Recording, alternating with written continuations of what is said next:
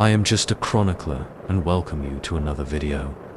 Since I know many of you watch to relax and fall asleep, I thought it would be nice if you left a comment telling me where you're listening from and if it's raining there. Don't forget to like the video and subscribe to the channel if you're enjoying the episodes. Now, it's time to get comfortable, relax, and begin. The rulebook was already ancient when they gave it to me. The leather binding was cracked, the pages yellow with age. My task seemed simple: copy the rules of the order word for word. As part of my initiation at the Convento de Cristo in Tomar, I am Guillaume de Chartres, newest novice of the Knights Templar. 18 years old, 3 months into my training. This was my first real test. Brother Jerome handed me the book with trembling hands. "Copy everything exactly," he said. "Every word, every letter, make no changes." The scriptorium was cold that morning. My breath made clouds in the air as I opened the book. The first page showed the basic rules: poverty, chastity, obedience. Standard text I'd studied before. I dipped my quill and began to write. The first change happened immediately. As I copied the rule about poverty, the brothers in the courtyard below suddenly stopped wearing their usual plain robes. They were dressed in silk now.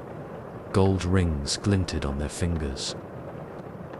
Blinked hard, looked again. Everything was normal. I kept writing, copied the rule about chastity. A brother walking past my window suddenly had a wife on his arm, children running ahead of them. I dropped my quill.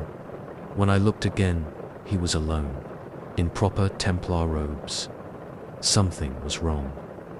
Every rule I copied seemed to change reality around me. Small changes at first, temporary ones.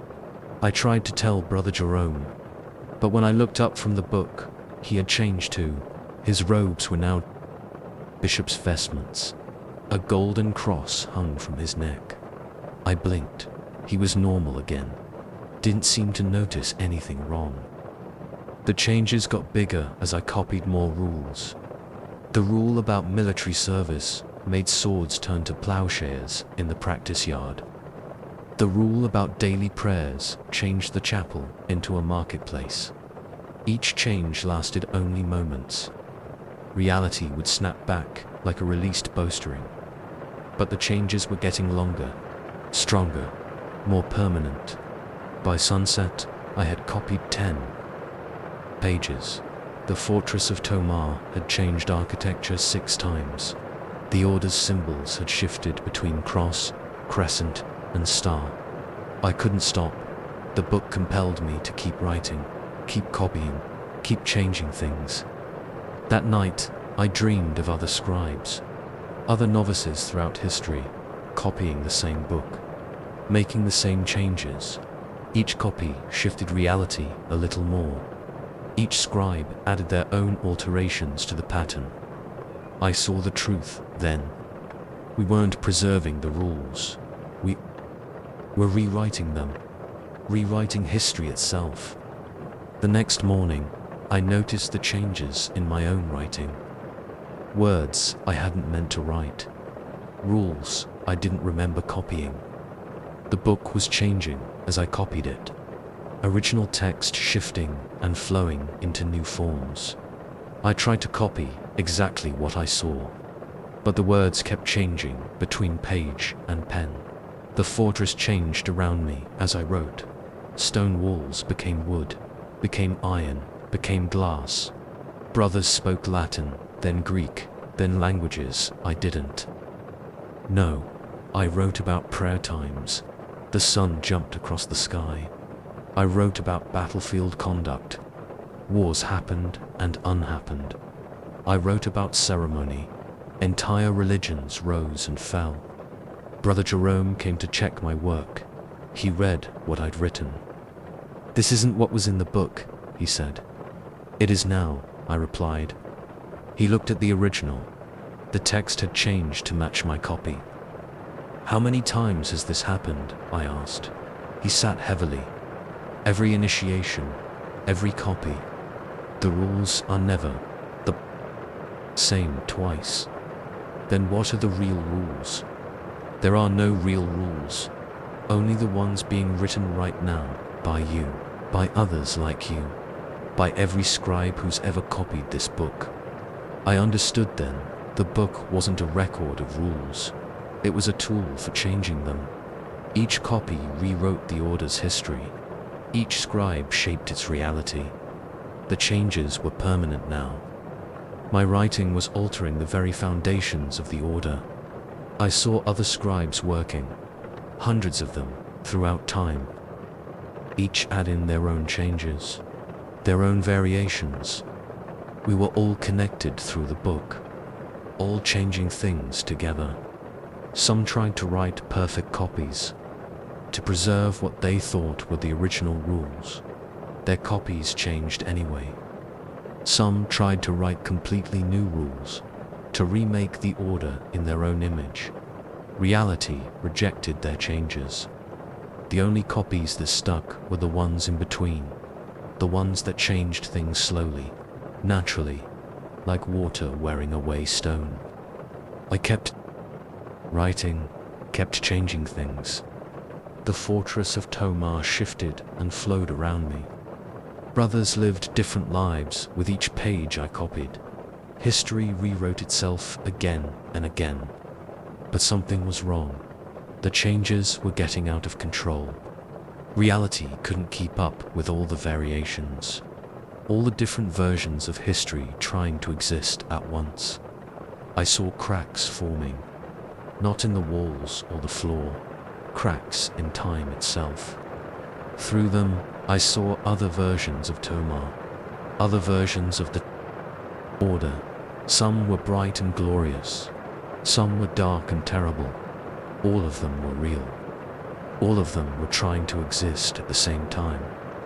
I had to stop writing, had to stop the changes before reality shattered completely. But I couldn't stop. The book compelled me to continue, to keep copying, to keep changing things. Brother Jerome found me at dawn. I had written all night.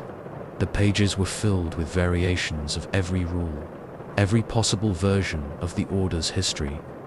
Reality was thin. Now, fragile. Different versions showing through, like paper held up to light. How do we stop it? I asked. He showed me his hands. They were covered in ink stains, ancient ones. We don't, he said.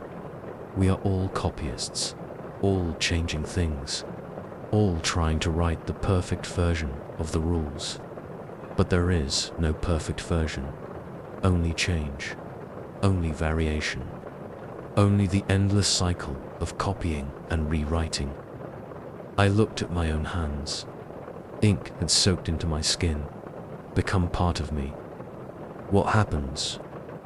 Now you understand your true initiation. You are not just a novice.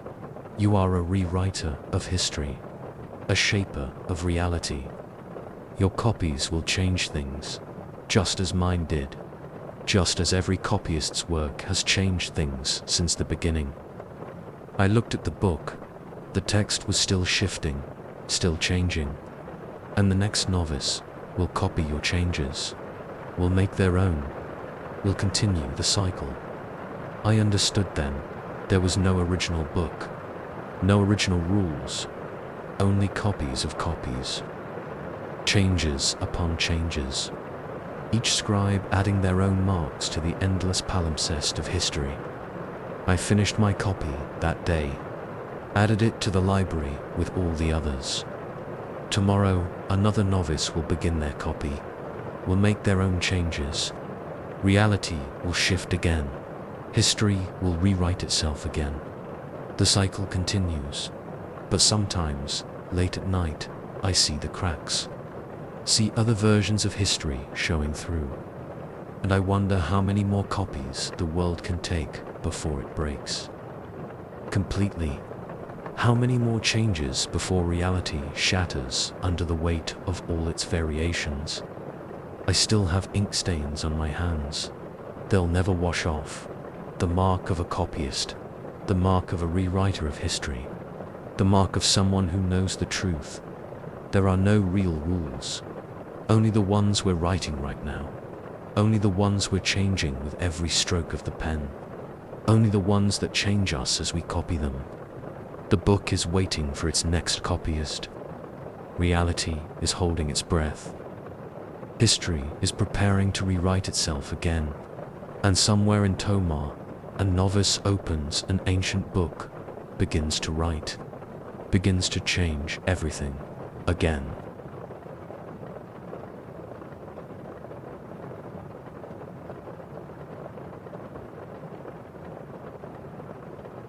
Story 2.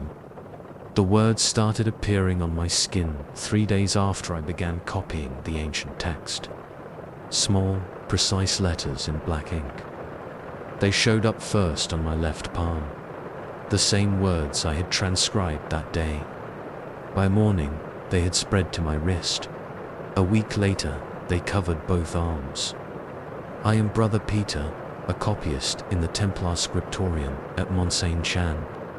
For 15 years, I've transcribed manuscripts, religious texts, military records, banking ledgers. This manuscript was different. It arrived without explanation. A leather-bound codex, its pages yellow with age. No title, no author. The text was in Latin, but a Latin I'd never seen before. Ancient forms, strange constructions, words that seemed to shift meaning as I read them. Brother Jerome, the master of the scriptorium, gave me my assignment. Copy it exactly, he said. Every word, every mark. Don't try to understand it. Just copy. The work was slow. The letters were small and densely packed. The ink had faded in places. My eyes burned after an hour of squinting at the page. The first day passed normally. I copied 3 pages. Standard procedure: prepare the parchment, mix the ink, transcribe the text, check each word twice, ensure perfect accuracy. That night, my hands itched. I thought it was just the usual cramping from hours of writing. But when I looked at my palm in the candlelight, I saw words forming on the skin. The same words I had copied that day. I scrubbed my hands raw. The words remained black and clear, as if written with a quill. I should have reported it immediately. Should have told Brother Jerome. Instead, I pulled my sleeves down and kept copying. The second day, more words appeared. They crawled up my arms like insects, forming lines of text. The same ancient Latin, writing itself on my flesh. My hands shook as I continued transcribing. The original text seemed to move on the page. Letters rearranged themselves when I wasn't looking directly at them. Words changed meaning between one reading and the next. By the third day, the words had reached my shoulders. They wrote themselves on my skin faster now, appearing moments after I copied them in the manuscript. I could feel them forming, a slight burning sensation, like needles scratching the surface. Brother Thomas, working at the next desk, noticed my discomfort. "Are you ill, Brother Peter? You're sweating, just tired," I said. The words itched as they wrote themselves across my back. That night, I stripped off my habit and looked in the polished metal mirror. My entire torso was covered in text. Neat rows of black letters wrapping around my ribs, spanning my chest, marching down my spine. I could read them now, really read them. The ancient Latin made sense in a way it hadn't on the page. The text was a history, but not the history I knew. It told of the temple's true origins, the secrets behind its founding, the real reason for its existence. The fourth day, the words reached my face. I felt them writing themselves across my forehead, down my cheeks. Brother Jerome noticed. Brother Peter, there's something on your face. I ran from the scriptorium, locked myself in my cell, but I could still feel the words forming, still feel the history writing itself into my flesh. The text told of powers older than the church, of knowledge preserved from ancient times, of truths hidden beneath the surface of our order. The fifth day, I couldn't hide anymore. The words covered every inch of my skin.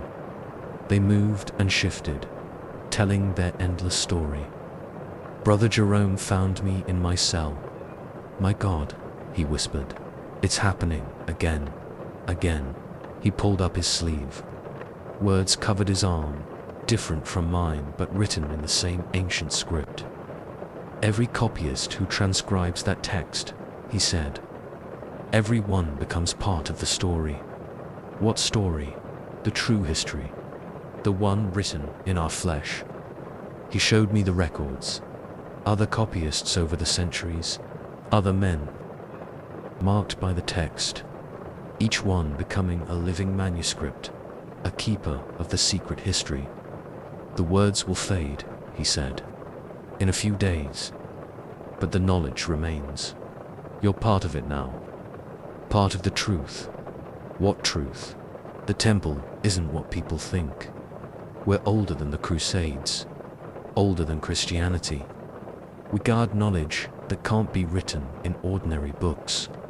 Knowledge that can only be preserved in living flesh.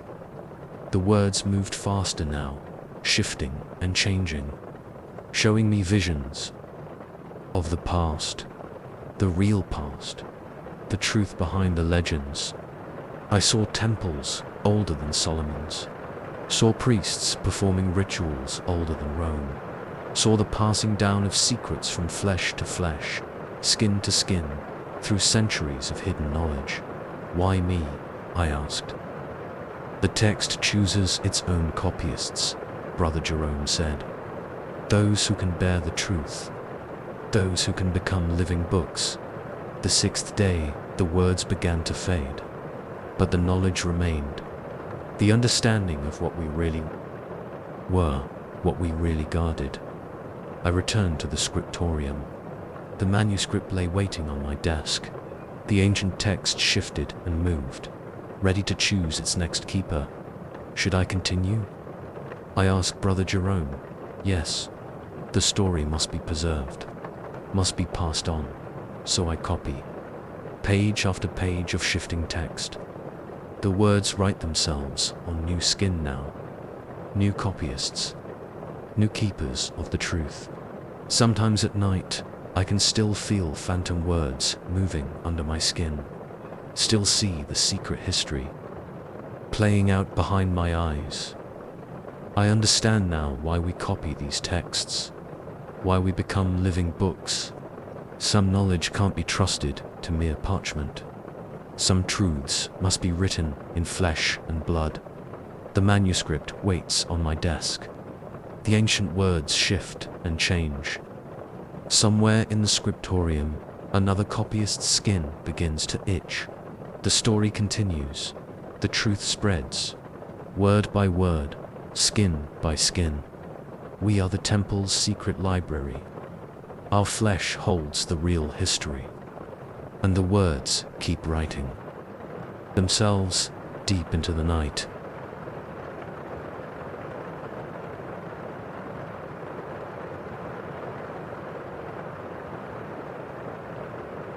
Story 3. The reflections started appearing in my third week in the crypt. Not mirror reflections. There were no mirrors in the underground chambers of the Convento de Cristo. These were different. I saw myself walking down corridors I hadn't entered, opening doors I hadn't touched, living days I hadn't lived yet. I'm Brother Alvaro, a Templar knight recovering from wounds received in battle. The Moorish arrow caught me in the shoulder. The wound festered. Fever followed. The infirmarian sent me. To the crypts, to recover. The air is cool and dry down there, he said. Good for healing. He didn't mention the reflections. The crypt complex spread beneath the entire convent, a maze of corridors and chambers carved from solid rock. My cell was small but comfortable. A narrow bed, a wooden chair, a shelf for my few possessions. A single oil lamp provided light. The fever made me weak. I spent the first 2 weeks drifting in and out of consciousness. Brother Manuel brought food and fresh bandages twice a day, changed my dressings, checked my temperature, said prayers for my recovery. I saw the first reflection as I was walking back from the latrine. A movement caught my eye. A figure at the end of the corridor. Me, but I was wearing different clothes, moving differently. The other me turned and walked through a door I'd never seen before. I blamed the fever, closed my eyes, counted to 10. When I looked again, the corridor was empty. The second reflection appeared the next day. I was sitting in my cell when I saw myself walk past the door.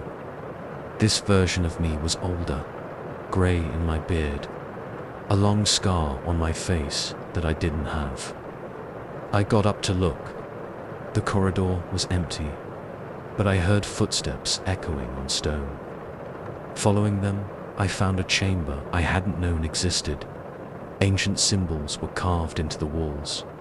The air smelled of incense and age. The third week, the reflections multiplied. I saw dozens of versions of myself. Young versions, old versions, versions in battle armor, versions in monk's robes. Each one living a different life, each one making different choices. They began to show me things. I saw myself betraying the order, saw myself dying in battle, saw myself rising to high command, saw myself burning at the stake. Every possible future played out in the crypt's corridors. My fever broke, but the reflections remained. They grew clearer, more insistent. They wanted me to understand something. Brother Manuel noticed the change in me. You seem troubled, Brother Alvaro. The crypts, I said. There's something strange here. He nodded slowly. You've seen them, haven't you? The other versions, you know about them. All who recover in the crypts see them eventually. The reflections show us possibilities, choices, futures. Why, the crypts exist outside of normal time. Here, all possibilities exist at once. All choices remain unmade. I saw another reflection past the door. This version of me wore the white mantle of a Templar. Commander, his face was hard. His hands were stained with blood. Are they real? I asked. As real as you are? Each one is a path you might take, a life you might live. That night, I followed one of the reflections. The older version of myself, the one with the scar. He led me deeper into the crypts than I'd ever gone before. The corridor opened into a vast chamber. Hundreds of versions of myself stood in a circle. Each one represented a different choice, a different fate. They turned to look at me with my own eyes. One stepped forward, the oldest version of myself I'd seen. His white hair hung to his waist. His eyes held centuries of knowledge. Choose, he said. Choose what? Your path, your future. See where each choice leads. The reflections began to move, showing me their lives like scenes in a play. I saw myself remain faithful to the order, die defending our holdings in Outrima.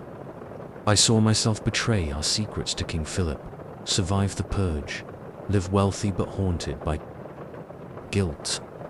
I saw myself flee to Scotland, help rebuild the order in secret. I saw myself discover forbidden knowledge in these very crypts, unlock powers no Christian should wield.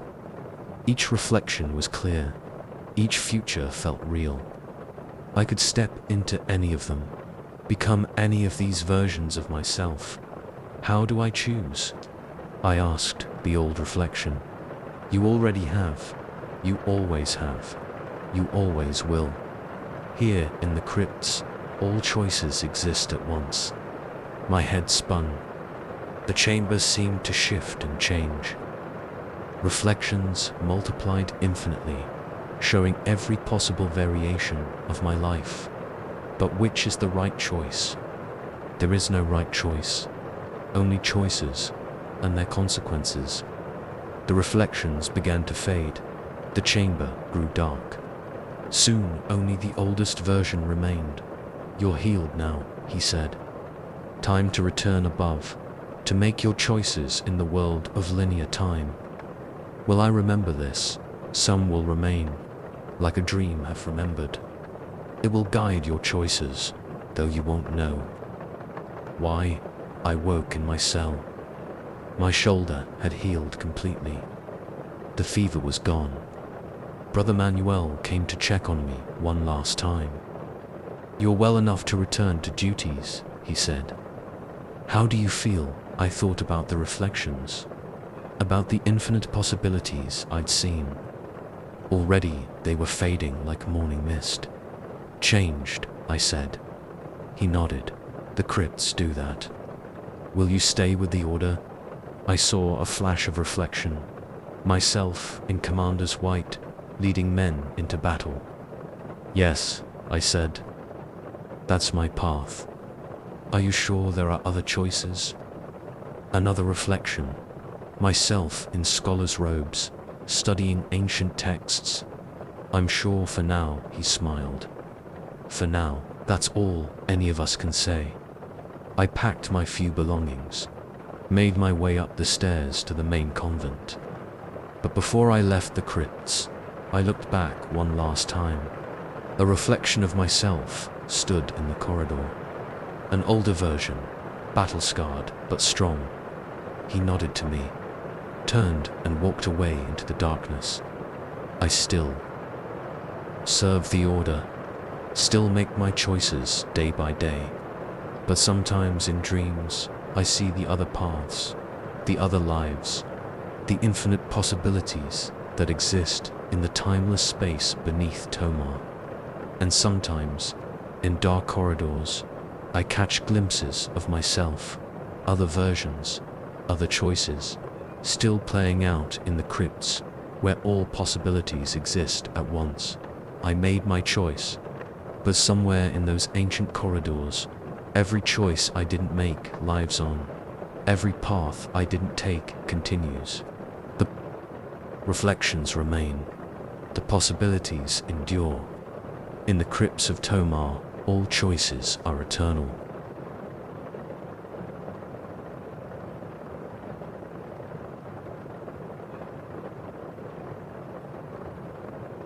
Story 4.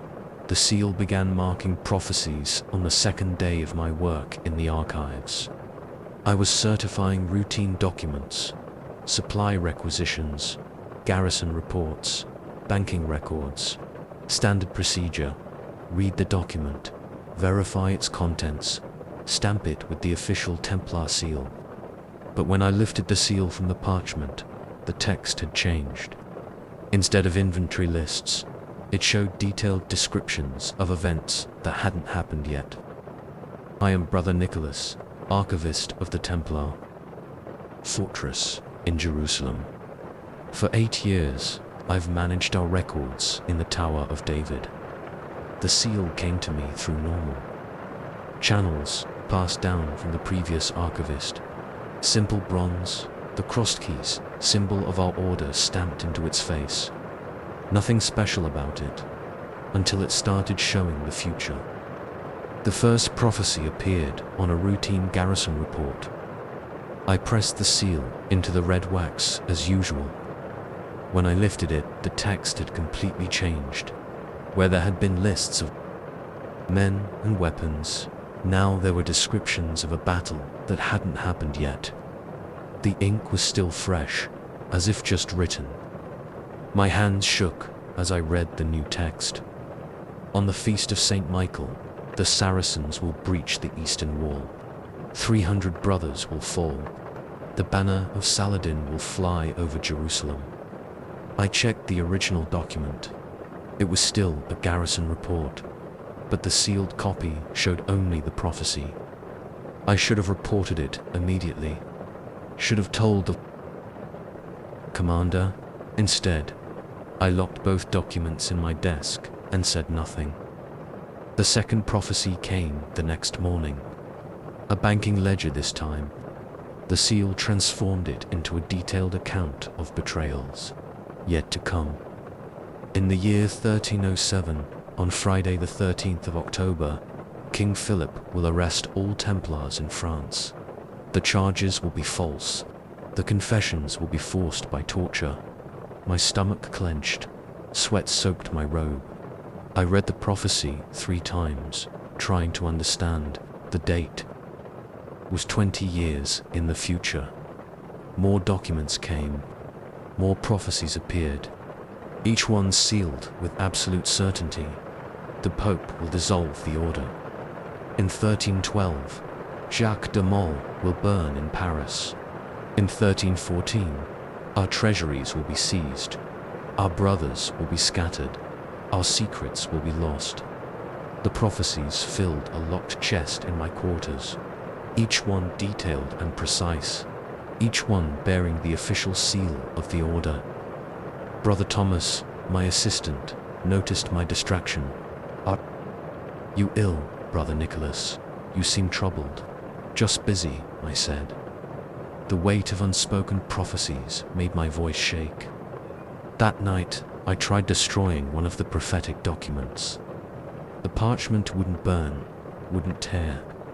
The sealed text remained clear and unchangeable. I stopped sleeping, spent my nights reading and rereading the prophecies. They showed the complete destruction of everything we had built, everything we had fought for. The seal kept marking new prophecies, each one worse than the last, each one bearing our own symbol of authority. After a week, I couldn't bear it alone. I took the documents to Brother Raymond, the oldest archivist in Jerusalem. His face went pale as he read them. "Where did you get these?" "The seal," I said. "It changes the documents when I stamp them."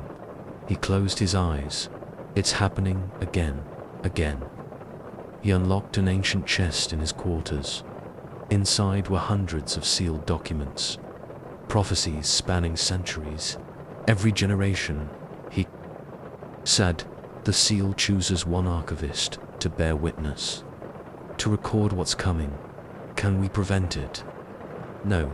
The seal shows what will be, not what might be. Then why show us at all? So some will survive, some will remember, some will rebuild." He showed me more prophecies. The patterns became clear. The seal wasn't just showing the fall of the order.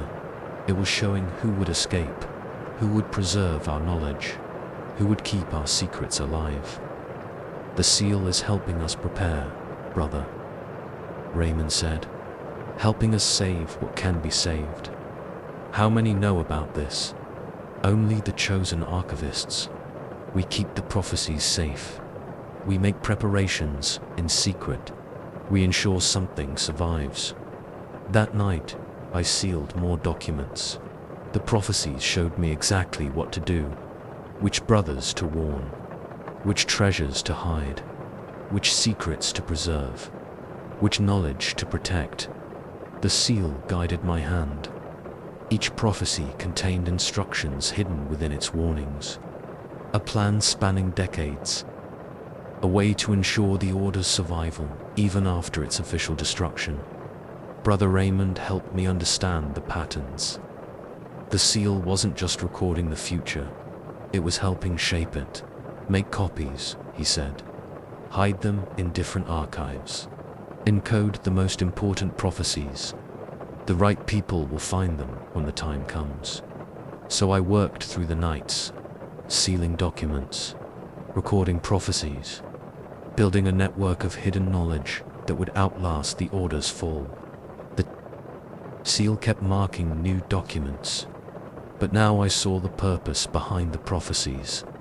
They weren't just warnings, they were instructions, a guide for preservation and survival. I created new codes, new hiding places, new ways to pass information to future generations. The seal showed me who would find them, who would understand them, who would use them to keep our work alive. Brother Thomas watched me with growing concern. "You never leave the archives anymore," he said. "What are you working on?" "The future," I said. The seal grew warm in my hands, ready to mark another prophecy. After a month, the chest of prophetic documents was full. The patterns were complete. The instructions were clear. I sealed the final document, a list of names, brothers who would escape the coming persecution, brothers who would rebuild in secret. Brother Raymond read it and nodded. "It's finished then. You've seen what's coming. You know what to do." Will it be enough? The seal shows us what will happen. Not what we hope will happen, but it also shows us how to endure, how to preserve, how to continue. I locked away the prophecies in their hidden places, coded the instructions into seemingly innocent documents, prepared the way for those who would come after. The seal grew cold in my hands. Its work was done. Its prophecies were complete. I still serve as archivist here in Jerusalem, still seal routine documents, but I know what's coming now, know what must be preserved, know how to prepare for the future the seal has shown me. Sometimes at night, I take out the prophecies and read them again. The sealed documents still show their unchangeable futures, still mark the path we must follow. The seal rests in its box, waiting for the next chosen archivist, waiting to show new prophecies, new instructions, new ways to survive. We are the memory of the temple, the keepers of its future, and the seal marks our path through the darkness ahead.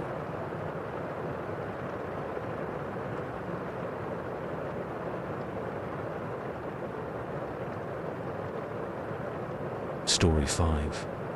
The priest knew every sin I had never confessed. He recited them in exact detail as I knelt in my cell in the Tower of Temple. Murders I had committed in secret, lies I had told to the Grand Master, forbidden books I had read by candlelight, things I had never told another living soul. I am Brother Jean de Meaux, a Templar knight awaiting execution in Paris. Not related to Jacques de Meaux, our Grand Master, though we share a name. I've been in this cell for 3 months. Tomorrow they burn me at the stake. The priest came at midnight. I didn't hear him enter. One moment my cell was empty, the next he stood before me, tall and thin in his black cassock, his face hidden in the shadows of his hood. "Confess, my son," he said. His voice was wrong. It echoed as if speaking from a great distance, though he stood 3 feet away. "I have nothing left to confess," I said. "The torturers took all my confessions. Those were lies. Tell me your true sins." He knew about the merchant I had killed in Damascus, knew how I had made it look like a robbery, knew where I had buried the body.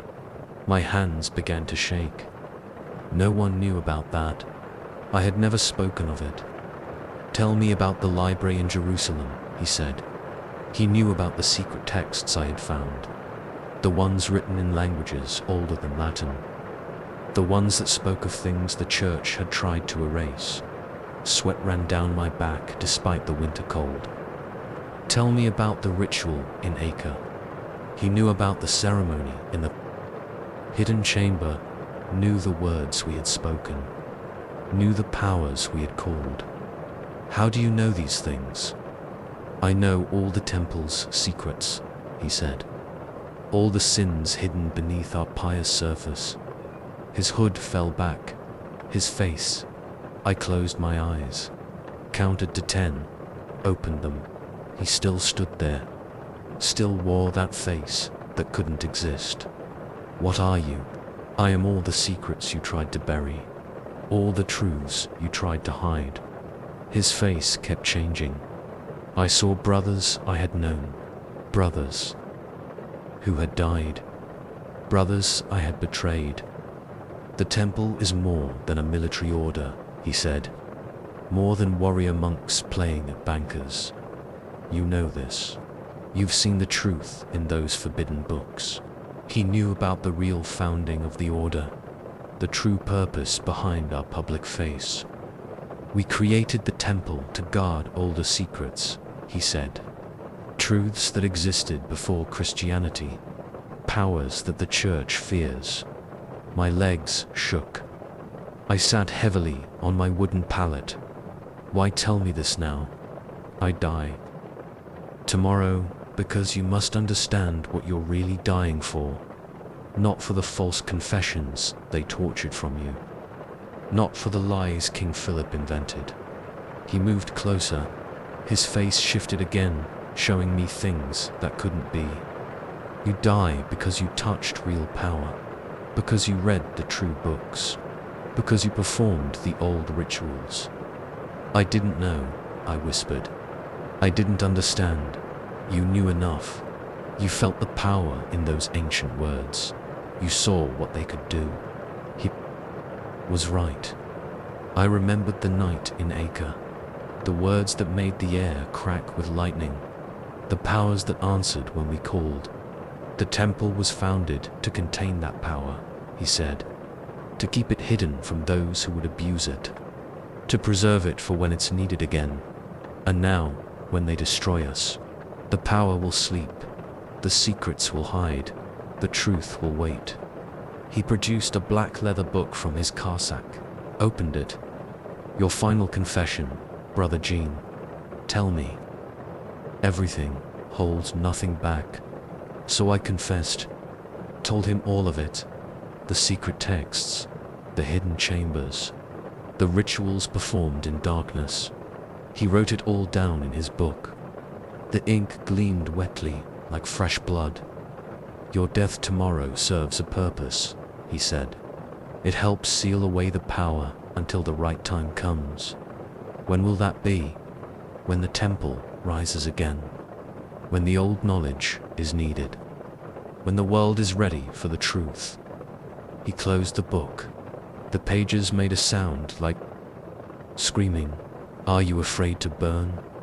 Yes, I said. Truth at last. Good. Fear feeds the seal. Pain strengthens the binding. Your death helps lock away the power. Dawn light began to creep through my cell window. Time grows short, he said.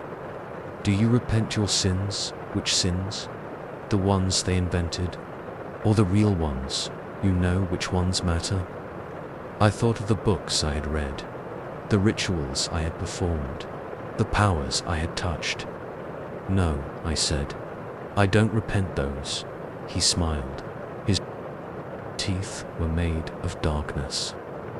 Good defiance strengthens the seal too. He raised his hand in blessing. His fingers were bones. Go to your death proudly, Brother Jean. Die knowing you serve the temple's true purpose. Will it hurt? Yes. But pain is price of power, always has been, always will be. The dawn grew brighter. Soon they would come for me. One last thing, he said. Do you want to know the temple's greatest secret? Tell me. He leaned close, whispered words that made my ears bleed and my mind scream. When I could see again, he was gone. His black book with him. Only the truth remained. Now I hear them coming. Boots on stone, keys in locks. Time to burn. I'm not afraid anymore. I understand now. My death is just one more secret, one more truth to hide away until the right time comes. The temple will rise again. The old powers will wake. The true purpose will be revealed. And my confession, written in that black book, will help show the way. They're opening my cell door now. The priest was right. Some secrets are worth dying for. Some truths must be sealed in blood and fire. Some powers must sleep until the world is ready. I go to my death gladly, knowing I burn for the real temple, not the one they think they're destroying. The truth will wait. The power will hide. And my confession will keep its secrets until the right time comes.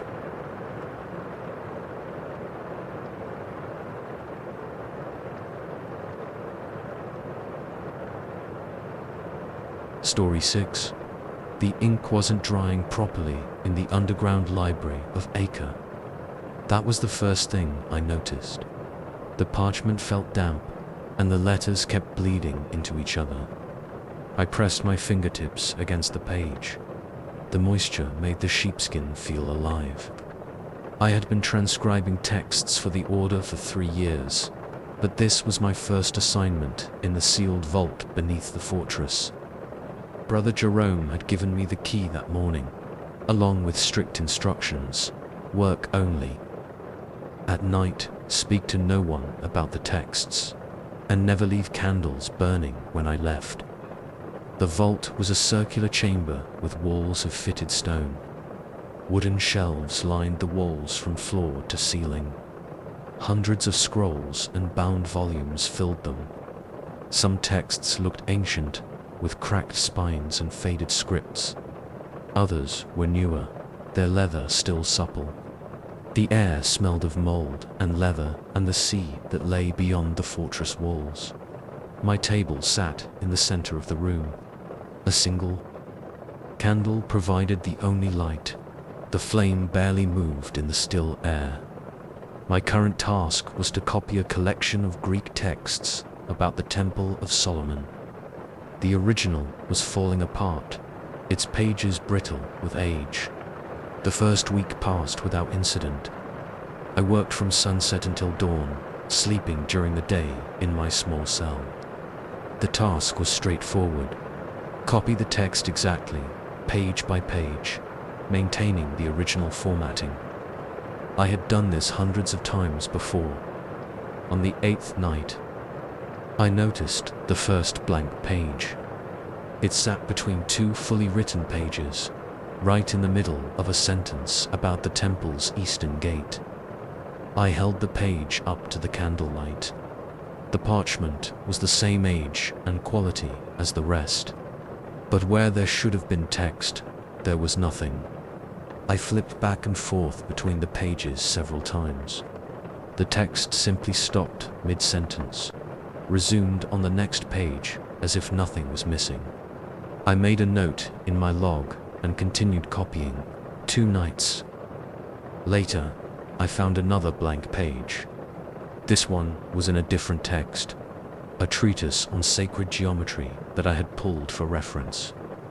Again, it appeared between 2 normal pages, interrupting the flow of text. I started checking other volumes. In the next few hours, I found 3 more blank pages in different books. They were all similar. Single pages, seemingly random placement, no visible damage or signs of erasure. The thing about the blank pages was how they seemed to absorb the candlelight. The flame didn't reflect off them like it did with normal parchment. The pages looked like holes in the books. I began hearing the whispers on the 12th night. At first, I thought it was water in the walls. The fortress of Acre sat right on the Mediterranean, and the vault was below sea level. But the sound wasn't the steady drip of water. It was inconsistent, almost like speech, but just below the threshold of understanding. The whispers seemed to come from the blank pages. When I held them close to my ear, the sound grew stronger, but as soon as I concentrated on listening, it would fade away. I started finding more blank pages every night. They appeared in texts I had already checked. Sometimes I would open a book I had just examined and find new blank pages scattered throughout. I made detailed notes about each occurrence, date, time, location in the text. I drew diagrams showing the distribution pattern. But when I reviewed my notes the next day, portions of my own writing had vanished, leaving blank spaces on the page. The whispers grew louder. They seemed to follow me around the vault now, not just coming from the pages. They were clearest in the moments between sleep and waking, when I dozed at my desk. Almost words, almost meanings, but dissolving when I tried to grasp them. On the 15th night, I found the first blank page in my own transcriptions. I had just finished copying a page of measurements, cubit lengths of the temple walls. I set it aside to let the ink dry. When I looked at it again, an hour later, the text was gone. The page was completely blank, as if I had never written on it. I checked the original text. The page I had been copying from was blank now too. I pulled out all my previous work from the past 2 weeks. Every third or fourth page was blank, but I clearly remembered writing them. I could still see the words in my mind. The whispers were constant now. They seemed to come from inside my own head. Sometimes I caught fragments that almost made sense. Something about silence, about empty spaces, about words unwritten. I stopped sleeping properly. Every time I closed my eyes, I saw blank pages floating in the darkness. The whispers followed me up to my cell. Other brothers asked why I was talking to myself in my sleep. I tried to tell Brother Jerome about the blank pages, but when I pulled out the texts to show him, all the pages were filled with text again. He gave me a strange look and suggested I was working too hard. That night, I found my logbook completely empty. 2 weeks of careful notes, gone. The pages were pristine, showing no sign they had ever been written on. I started the log again. This time I wrote everything in duplicate, keeping one copy in my cell. But the next morning, both copies were blank. The whispers were forming patterns now. They seemed to be speaking in Greek, then Latin, then languages I didn't recognize. Sometimes they sounded like my own voice. Sometimes they sounded ancient. Began to notice gaps in my memory. Hours would pass in the vault without me remembering what I had done. I would find myself staring at blank pages, not knowing how long I had been sitting there. The blank pages were spreading. Every time I opened a book now, more and more pages were empty. The texts were disappearing faster than I could copy them. In desperation, I tried to write down what was happening, to create a record before everything vanished. But the words disappeared as fast as I could. Write them, the ink would fade away before it could dry. Last night, I made one final attempt. I grabbed a fresh piece of parchment and wrote a single sentence. The words are disappearing. I watched the ink sink into the page and fade away. When it was gone, I noticed something else had appeared on the page. A single line of text in ancient Aramaic. I recognized the script from some of the oldest texts in the vault. I translated it slowly, carefully. The line read, "You are not the scribe. You are the words being written." I looked at my hands.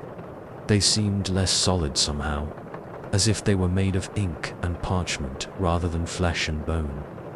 The whispers are very clear now. They're telling me what I should have realized sooner.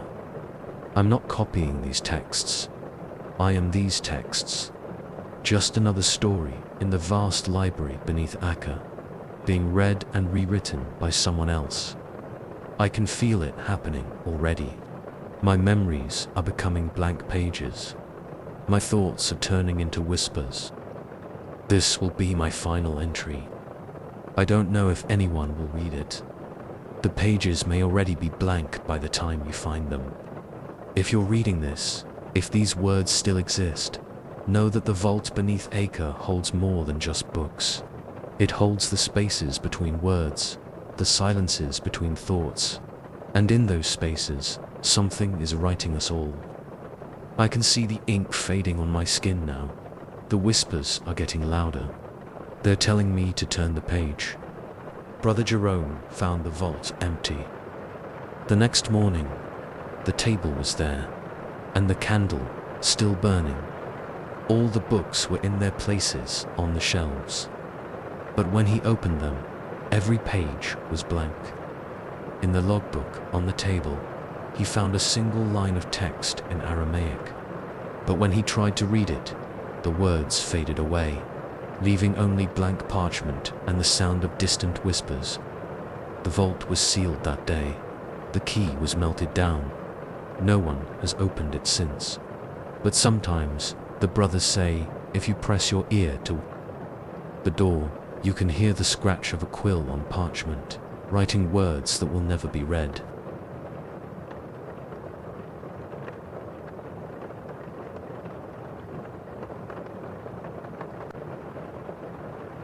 Story 7.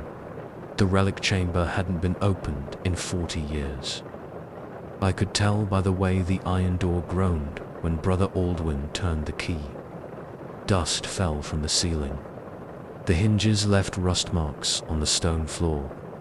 I am Gerard de Montfort, a Knight Templar for 23 years. I've guarded holy sites from Antioch to Jerusalem. I've fought in 3 battles. I've seen men die, but I had never been asked to guard a sealed relic before. Brother Aldwin handed me the torch. His hand shook. 3 nights, he said. You must keep vigil for 3 nights. Do not leave the chamber. Do not sleep. And most importantly, do not let the seals break. The relic sat on a stone altar in the center of the chamber. It was a wooden box, about the size of a prayer book. 3 red wax seals held the lid shut. Each seal bore the Templar cross. What's inside? I asked.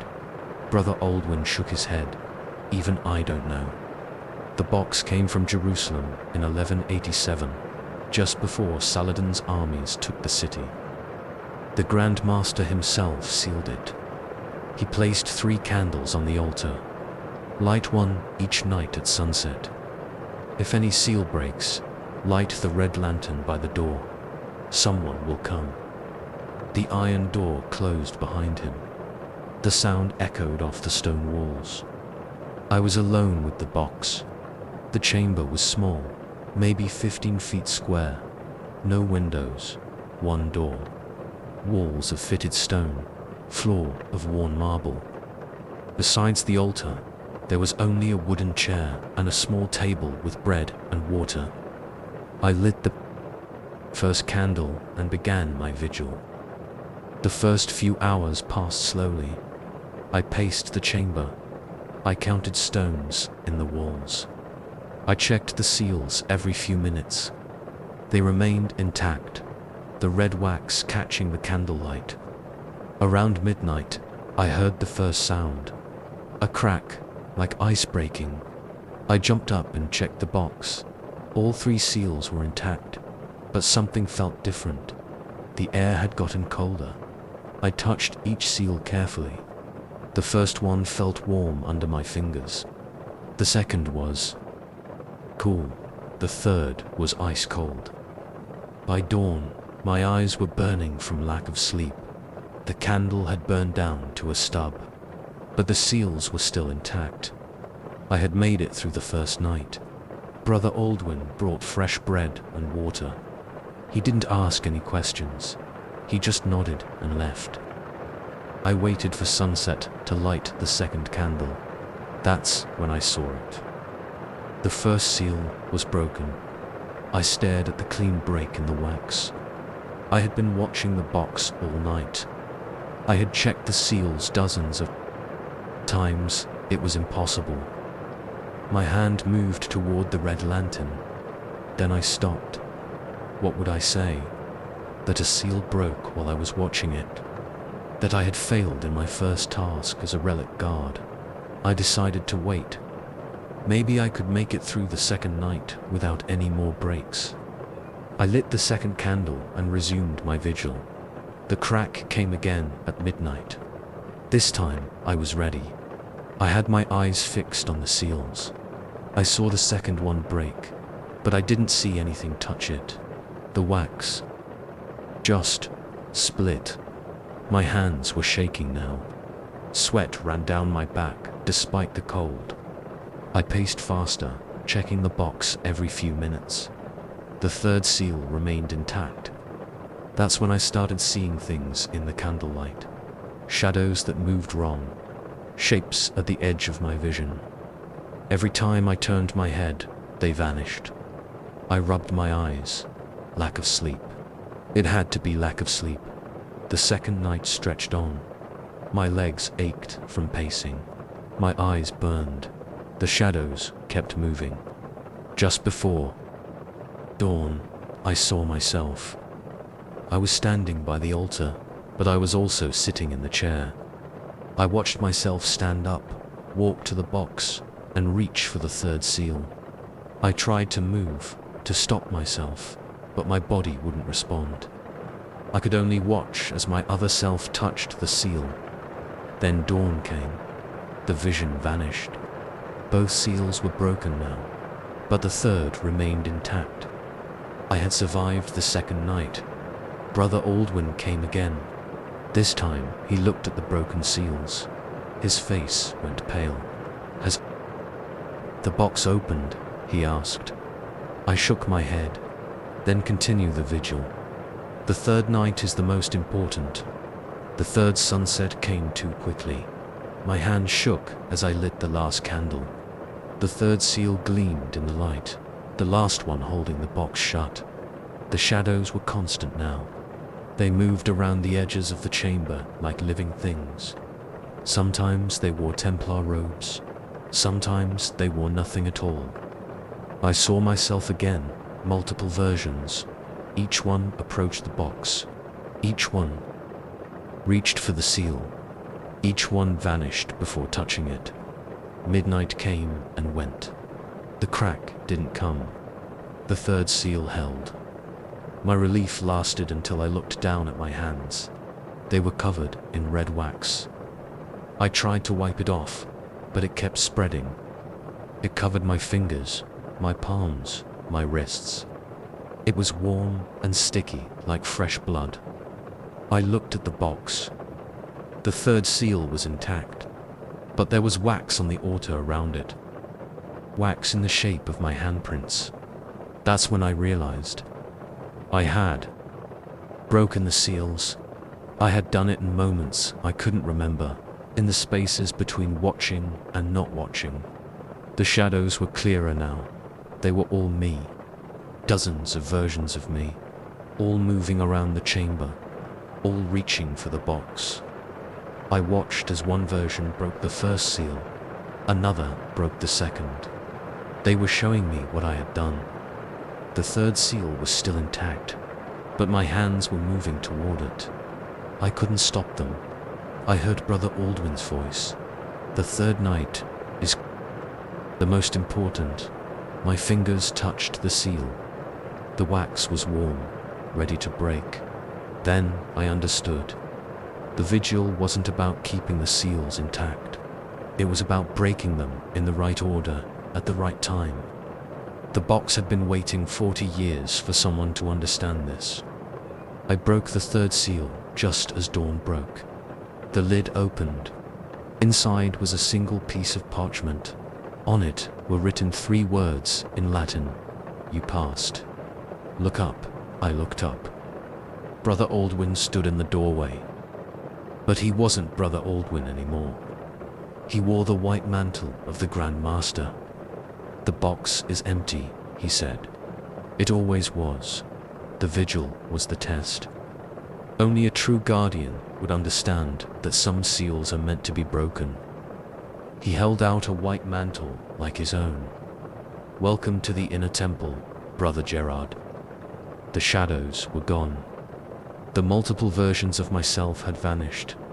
The red wax had disappeared from my hands. But as I took the mantle, I noticed something. In the candlelight, the white fabric rippled like shadows on stone. And somewhere, far away, I heard the sound of breaking seals. I have served in the inner temple for 10 years now. Sometimes I oversee the vigil of the 3 seals. Sometimes I watch as other knights face their shadows, break their seals, open their empty boxes. Some understand, some don't, but I never tell them what's really in the box. That's something each guardian has to discover for themselves. And sometimes, late at night, I return to that chamber. I light a candle. I watch the shadows move, and I wonder if I'm still there, breaking seals for all eternity, while another version of me stands guard. But that's a story for another vigil.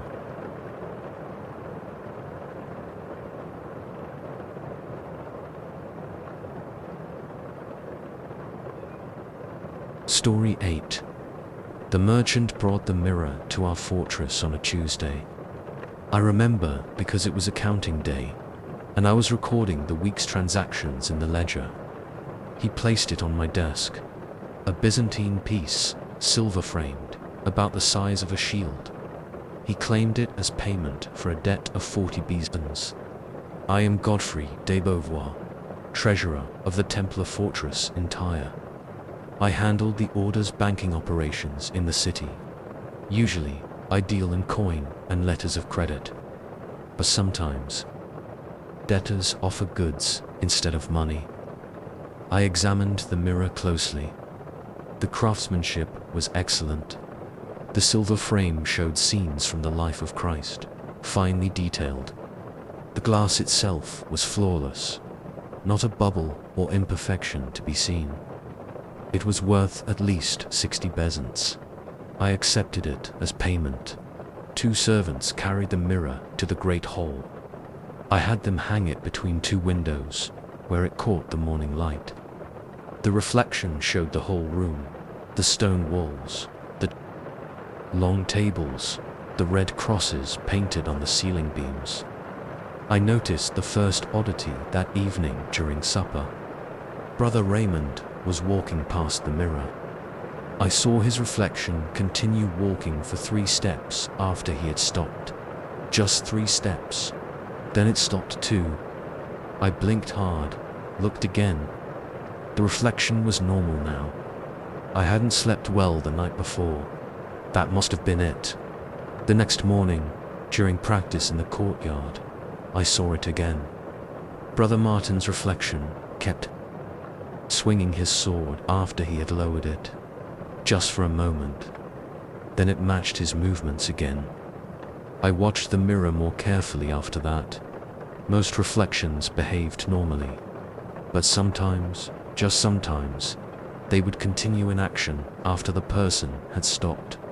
Never for long, never anything dramatic. Just small continuations of whatever movement they were making. I didn't tell anyone what I was seeing. They would think I was going mad from too many hours with the ledgers, but I started keeping notes. Time of day, person involved, what the reflection did. A pattern emerged. The delays only happened with Templar knights, never with servants or visitors, and they were getting longer. On Friday, Brother Raymond's reflection kept walking for 10 steps after he stopped. Brother Martin's reflection practiced sword strikes for nearly a minute after he left the room. The reflections never did anything the person hadn't been doing. They just continued doing it, like echoes, in glass instead of air. Then came the morning I saw my own reflection. I was counting coins at my desk. Simple, routine work. I looked up at the mirror and saw myself still counting after I had stopped. My reflection's lips were moving, silently reciting numbers. Its fingers were touching coins that weren't there anymore. I stood up. My reflection kept counting for another 30 seconds before standing too. My hands started shaking. I knocked over a stack of coins. They rolled across the desk.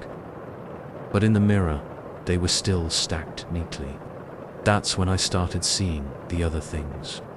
The things the reflections did when no one was watching. I would catch glimpses as I passed the mirror. Brother Raymond kneeling in prayer when he was actually in the kitchens. Brother Martin practicing sword forms in the middle of the night. My own reflection writing in ledgers I hadn't touched yet. The reflections were showing things we had done or would do or might do. I couldn't tell which. I started avoiding the mirror. I took different routes through the fortress.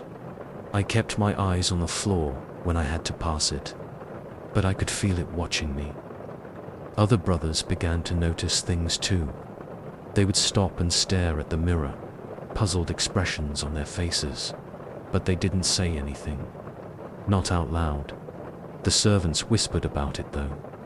They said the mirror showed sins, showed secrets, showed things that should stay hidden. One morning, I saw Brother Raymond's reflection. Hand something to a Saracen merchant. But Brother Raymond was supposed to be in Jerusalem, had been there for 2 weeks. That afternoon, a patrol caught Brother Raymond 5 miles outside the city. He was trying to sell Templar documents to a Saracen spy. The mirror had shown it before it happened. I went back through my notes, checked the dates, every delayed reflection, every strange glimpse. They had all shown things that happened later. Hours later, days later. The mirror wasn't showing reflections, it was showing the future. I spent that night watching it. The great hall was empty, but in the mirror it was full of movement. Brothers walking, talking, eating. All things that would happen the next day. I saw myself writing this account. Saw myself showing it to the commander. Saw his face as he read it. The reflections were getting longer now. Sometimes they would continue for hours after the person had gone. Sometimes they would start before the person entered the room. Time was breaking down in the mirror. Past and future were bleeding into each other. I saw Brother Martin die in a skirmish that wouldn't happen for 3 days. Saw Brother Thomas take ill from a fever he hadn't caught yet. Saw myself discover a theft that hadn't been committed. The mirror was showing us everything. All our futures laid out in silver and glass. But it was changing things too. Brother Martin, seeing his death reflected, refused to join the patrol. He lived, Brother Thomas. His fever sought treatment early. He recovered. The future in the mirror changed every time we saw it and acted differently. Then came the morning I saw the betrayal. It was a quick glimpse.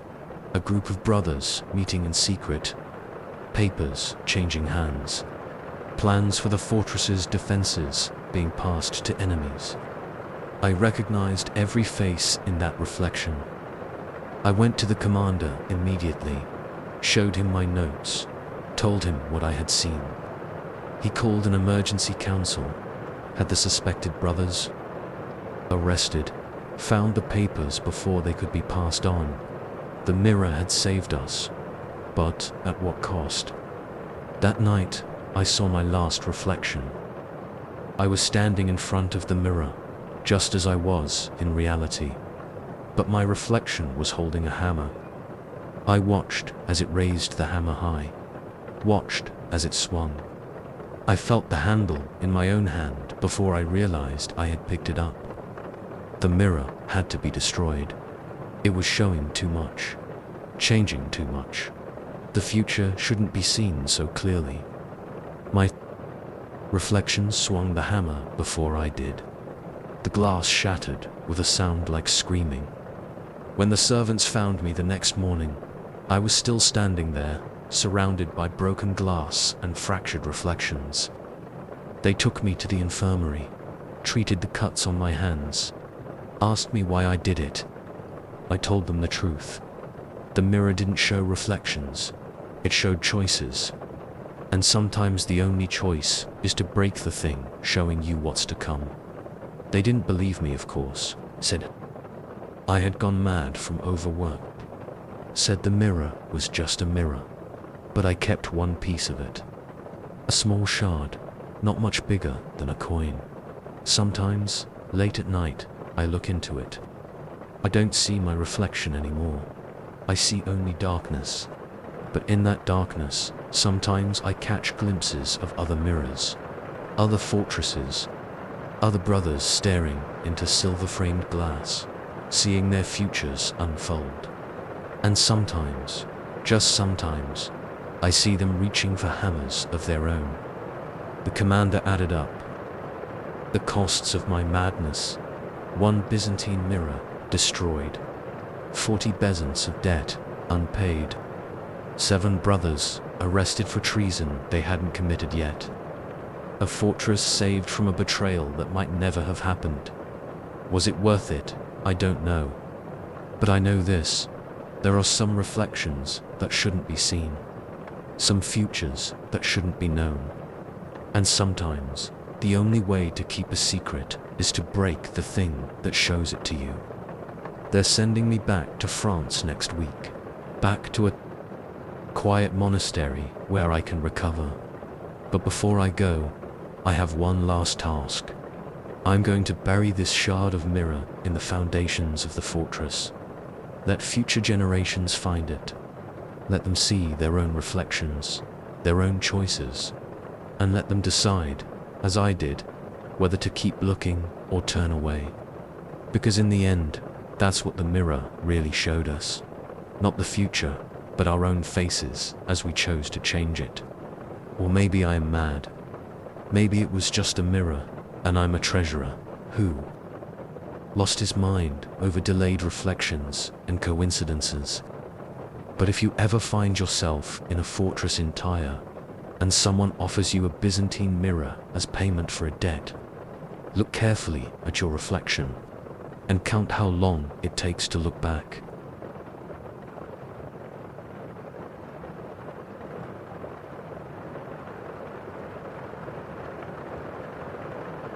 Story 9. They left me at the abandoned Laura at dawn. 1 water skin, 1 loaf of bread, my prayer book, and 40 days to repent. The ancient monastery was carved into the cliff face, just a few small cells and a tiny chapel, abandoned for at least 50 years. I am Brother Augustine. I broke my vow of poverty. I kept 3 gold coins from a merchant's payment to the order.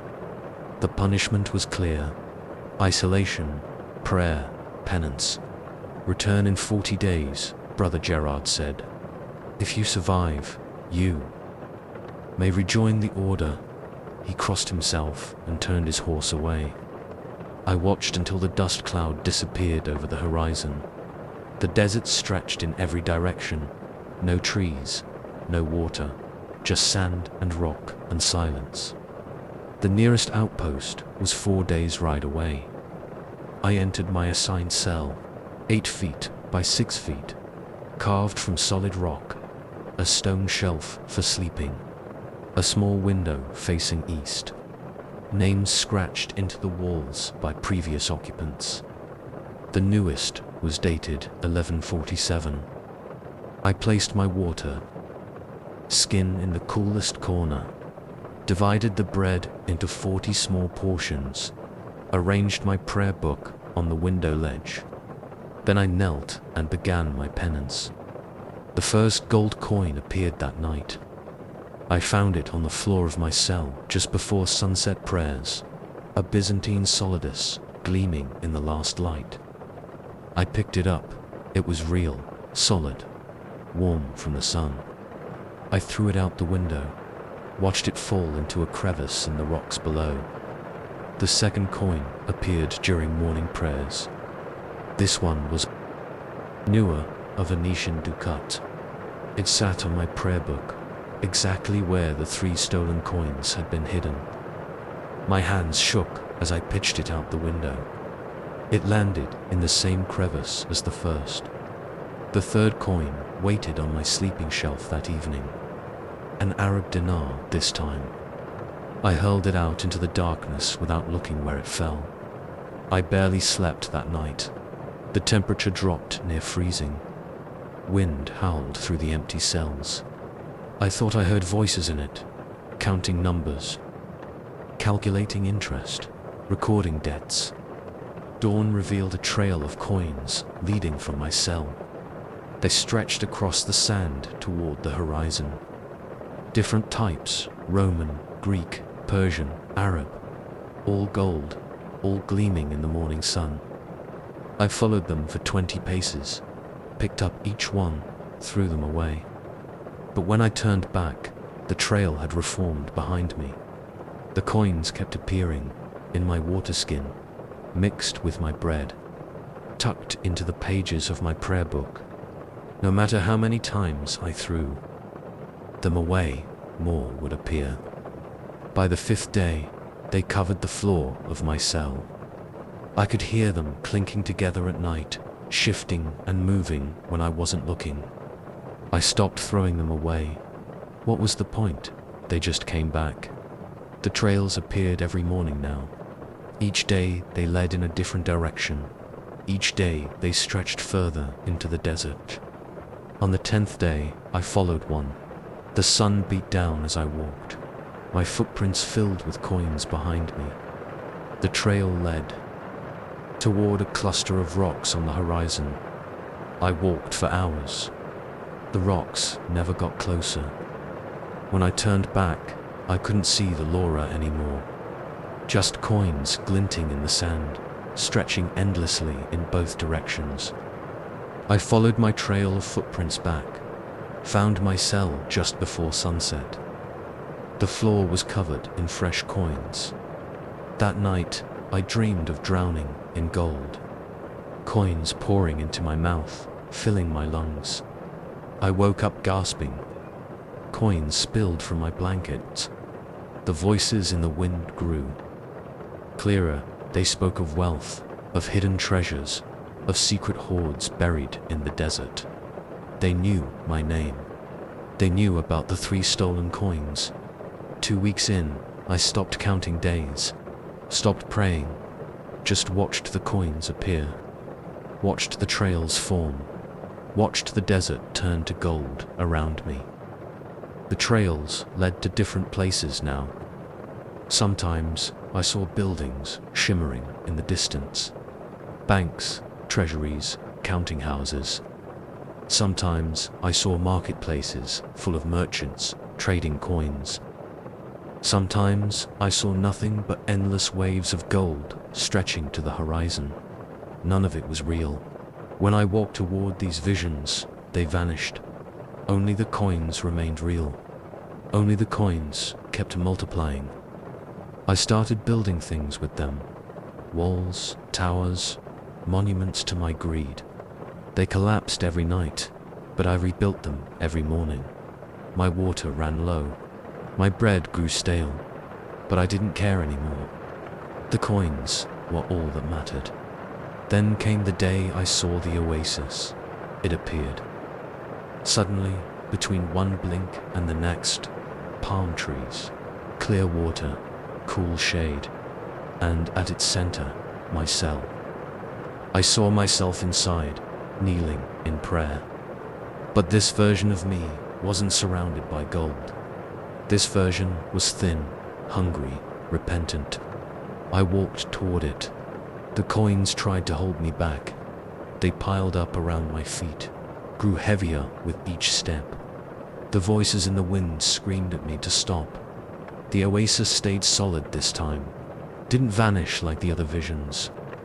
20 steps away, I saw my body clearly, slumped against the wall of my cell, lips cracked from thirst, skin burnt by the sun.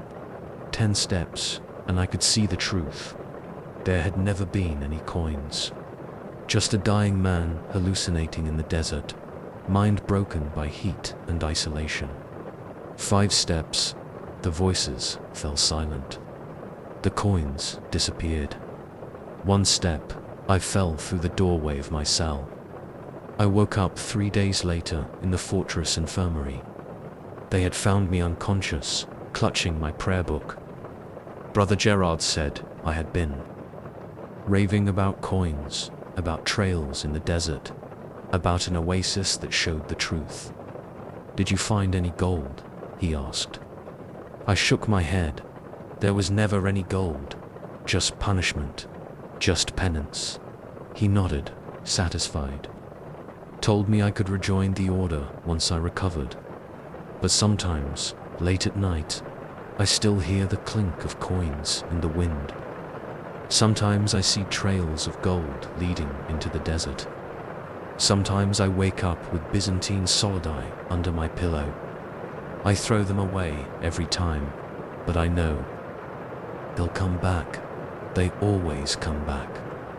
The 3 original coins were never found.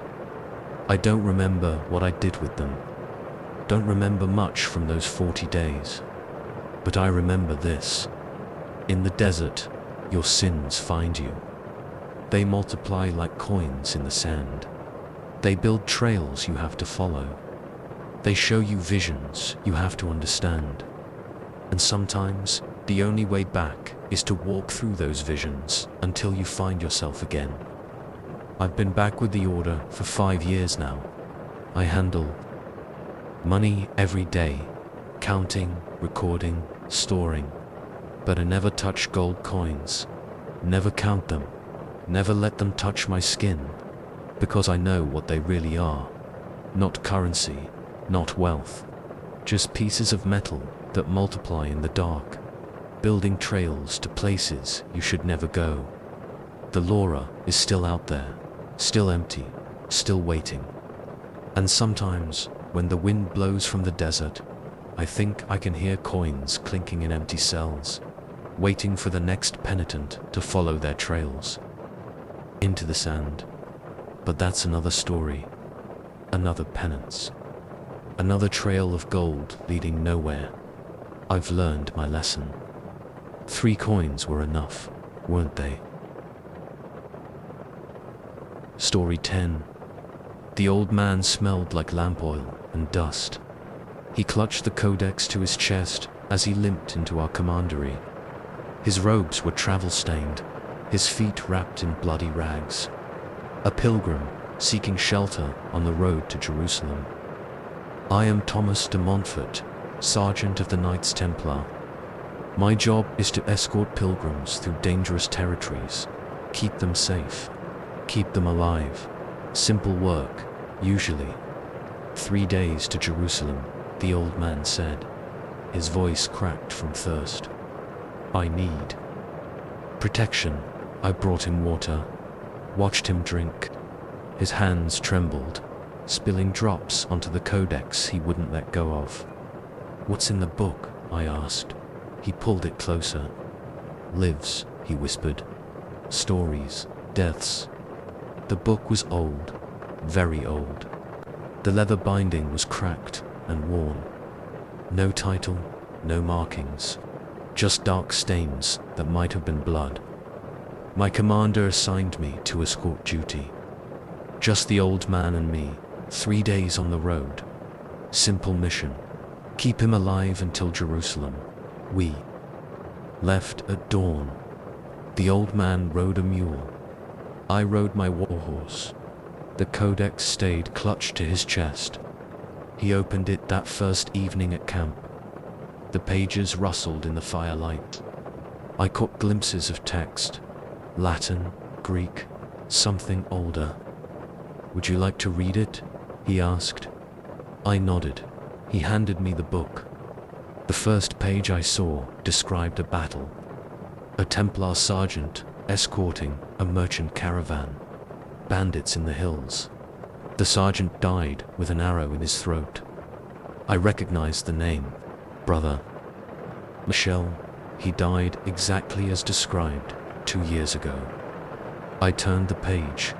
Another death. Brother Simon, fallen from his horse, neck broken. Last summer, Another page. Brother William, fever from an infected wound, 3 months ago. Every page I turned showed another dead Templar, all real, all exactly as they had died. My hands started shaking. I closed the book. "Keep reading," the old man said. "Your page is coming up." I threw the book at him. He caught it easily, despite his apparent frailty. His eyes looked different now, older, darker. 3 days to Jerusalem, he said. "Keep reading." I didn't sleep that night. Kept my sword close. Watched the old man across the fire. He read his book and smiled. The second day, the book changed. I saw him reading while we rode. The pages shifted under his fingers. Text flowed and reformed like water. He read passages aloud sometimes. Deaths that hadn't happened yet. Brothers who were still alive, dying in ways that hadn't occurred. "Would you like to hear yours?" he asked. I rode faster. The sooner we reached Jerusalem, the sooner this would end. That night, I found the book beside my bedroll. It had opened itself to a new page. My name was at the top. I tried to look away, couldn't. The words pulled at my eyes. The text described my death. An ambush tomorrow. Saracen raiders. 3 arrows in my back as I tried to protect the old man. I threw the book into the fire. The flames went out. The book lay there, unburned. The old man picked it up, brushed off the ashes. "You can't change what's written," he said. "Only read it." I didn't make a fire the third night. Didn't sleep. Kept watching the horizon for raiders. The old man read by moonlight. The pages glowed faintly. I heard him turning them, counting down to my death. "It doesn't have to be this way," he said. "Take the book. Read your own ending. Maybe you can understand it better than the others did." I kept my hand on my sword hilt. What others? The ones who carried me before. The ones who read their deaths and tried to change them. He smiled. "Would you like to read about them too?" Dawn came, the last day. Jerusalem was visible on the horizon. That's when I heard the horses. Raiders emerged from a gully. 6 of them, curved swords catching the morning light. Just like the book described, I drew my sword, spurred my horse forward. The old man watched, still holding his book. The first arrow missed me. The second grazed my shoulder. I saw the third. Coming, had time to move, but my body wouldn't respond. The words in the book held me in place. The arrow struck. Pain exploded in my back. I fell. The raiders rode past me, ignoring my body, heading for the old man. He opened his book, began to read. The raiders stopped. Their horses reared. Their weapons fell from nerveless fingers. I watched through fading vision as they died, exactly as he read the words. Their bodies crumpled like empty robes. The old man walked to where I lay bleeding. "Would you like to know how it ends?" he asked. I tried to speak. Couldn't. He began to read from the book. My death, detailed in careful Latin. Every drop of blood, every fading heartbeat. But something was wrong. The words weren't matching what I felt. My hands weren't cold, like the book said.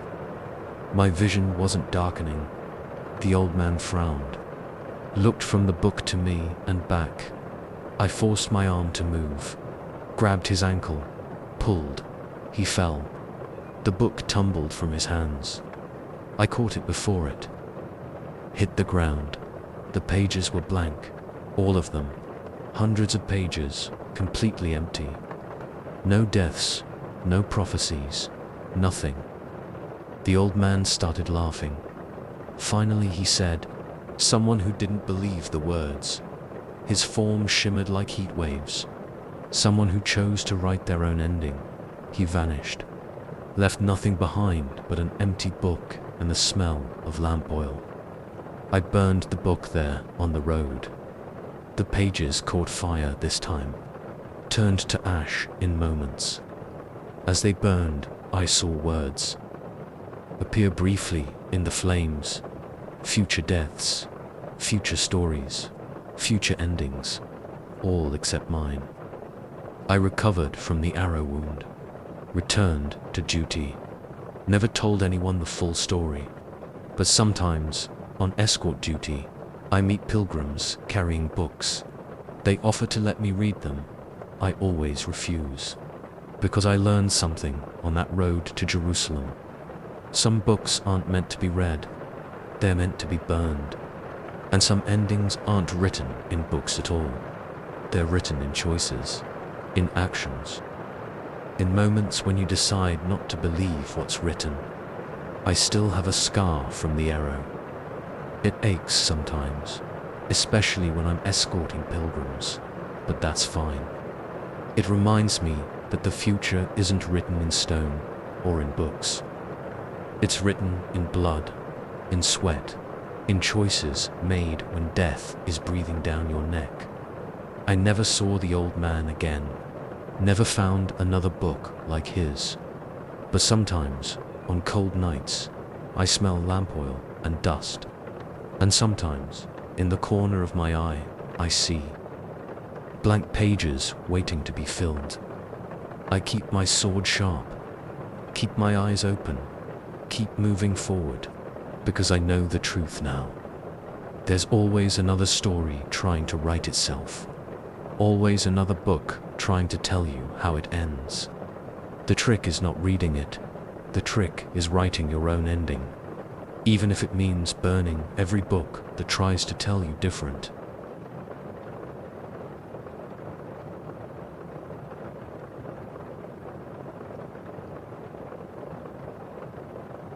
Story 11. The iron ring held 37 keys when they gave it to me. I counted them 3 times that first morning. Each key had its own mark, numbers scratched into the metal by previous keepers. My job was simple: guard the keys, open the doors, keep track of what goes in and out of the fortress of Saft. I am Hugh de Payon's newest keeper of keys for the Templars, 23 years old, recently initiated. This was my first real responsibility. Never lose them, Brother Raymond said. During the handover, never let them out of your sight, and never ever make copies. I nodded, trying not to show how the weight of the keys made my hand shake.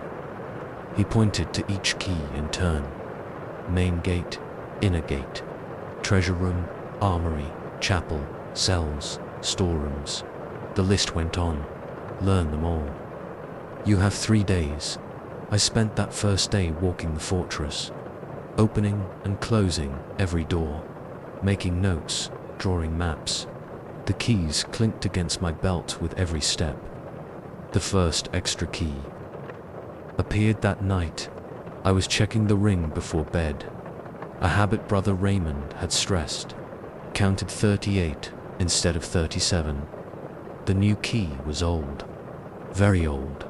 The metal was black with age, no number scratched into it, just strange markings I didn't recognize. I checked my notes, checked every door in the fortress. None of the locks matched the new key. I tried to remove it from the ring. The iron loop had no opening, no way to add or remove keys, but somehow there was an extra one. I didn't sleep that night, kept counting the keys, kept getting 38.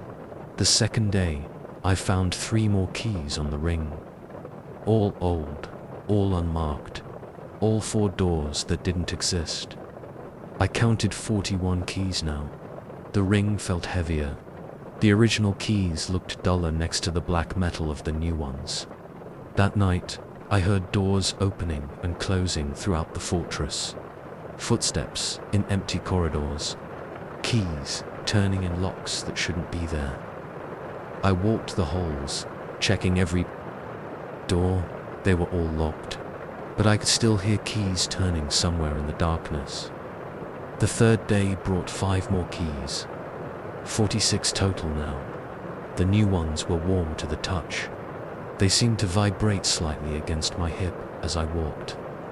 I started seeing doors that hadn't been there before. A heavy wooden door in the middle of a solid stone wall. An iron gate leading into empty air 3 stories up. A small metal door in the floor of the chapel. None of the original keys fit these new doors, but the black keys did. I didn't try them. Brother Raymond found me in the courtyard, counting keys again. How many? He asked. 37, I lied. The ring felt like it weighed 100 pounds. He nodded. Good. Remember, never make copies. But the keys were copying themselves. That night, I found 50 keys on the ring. The new ones had started arranging themselves in patterns, spirals, circles, strange symbols that hurt my eyes. The doors were changing too, moving to different places when I wasn't looking, leading to rooms that couldn't exist. I heard voices behind those doors now, whispers in languages I didn't know, footsteps that walked up walls and across ceilings. Someone was using the new keys, opening doors, moving through the fortress in ways that ignored stone and space and time. I started seeing other keykeepers, shadows of men in Templar robes, key rings at their belts. They passed through walls, walked through doors that vanished when I got close. Some of them looked like me. The keys kept multiplying, 60, 70, 80, each one for a door that shouldn't exist, each one leading somewhere impossible. I tried to warn the other brothers, tried to show them the extra keys, but whenever anyone else looked at the ring, they only counted 37. The whispers got louder. The doors appeared more frequently. The other keykeepers watched me from behind walls that became transparent when they walked through them. 1 week after taking the keys, I counted 100 of them. That's when I found the journal. It was hidden in a wall that hadn't been there the day before. A small leather book, its pages filled with cramped writing. Notes from previous keykeepers, dozens of them, all describing the same thing. Keys that multiplied in the night, doors that moved and changed. Other keepers walking through walls. The last entry was from Brother Raymond. The keys aren't for doors, he wrote. They're 4 times, for moments, for memories. Each key opens a different version of the fortress, a different version of ourselves. Never make copies, they told me, but the keys make themselves. They want to open everything, all the doors, all the times, all the possibilities. I can't hold them anymore. Can't tell which doors are real, which time I'm in, which version of me is writing this. Someone else will have to keep the keys now. Someone else will have to learn what they really open. The entry ended there. I looked at my key ring, counted 150 keys. The fortress had become a maze of doors. They covered every surface, stood in empty air, led into spaces that couldn't exist. The other keykeepers were everywhere now. Hundreds of versions of me, opening doors, walking through walls, moving through times that hadn't happened yet or had already passed. I understood then. The keys weren't multiplying. They were remembering. Each key was for a different moment in the fortress's history, a different possibility, a different choice. And each keykeeper was me, in a different time, making different choices about which doors to open. I had become unstuck in the fortress's history, moving between moments like walking between rooms. I saw Safed being built, saw it falling to Saracen armies, saw it standing untouched for centuries. saw it burning, flooding, crumbling, rising again. All happening at once. All accessible through the right key. I tried to take the ring off. It had fused to my belt. The keys had grown into the iron loop like metal vines. 2 weeks after taking the keys, I stopped counting them. The fortress wasn't a place anymore.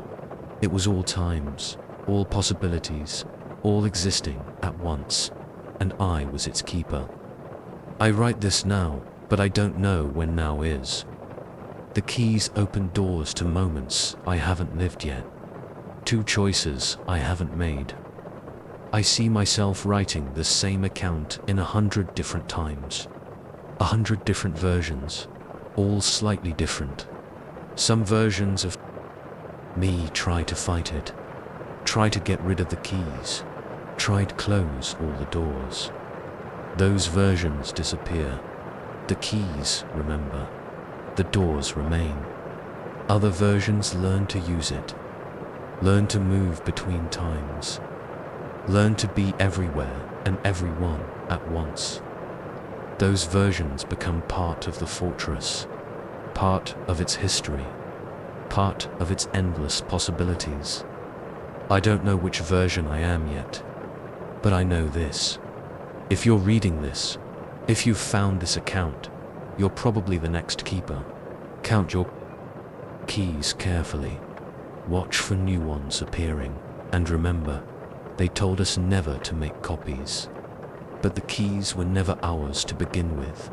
They belonged to the fortress, to time itself, to all the moments that were and will be. We just carry them for a while, until we become another door, another key, another possibility. I have to go now. I can hear keys turning in locks that don't exist yet. Another door is opening. Another time needs its keeper. Another version of me is writing these same words in another moment, with another set of keys. Count them carefully, and never, ever try to close all the doors. We are the doors now. We are the keys. We are all the moments at once. And the fortress remembers everything.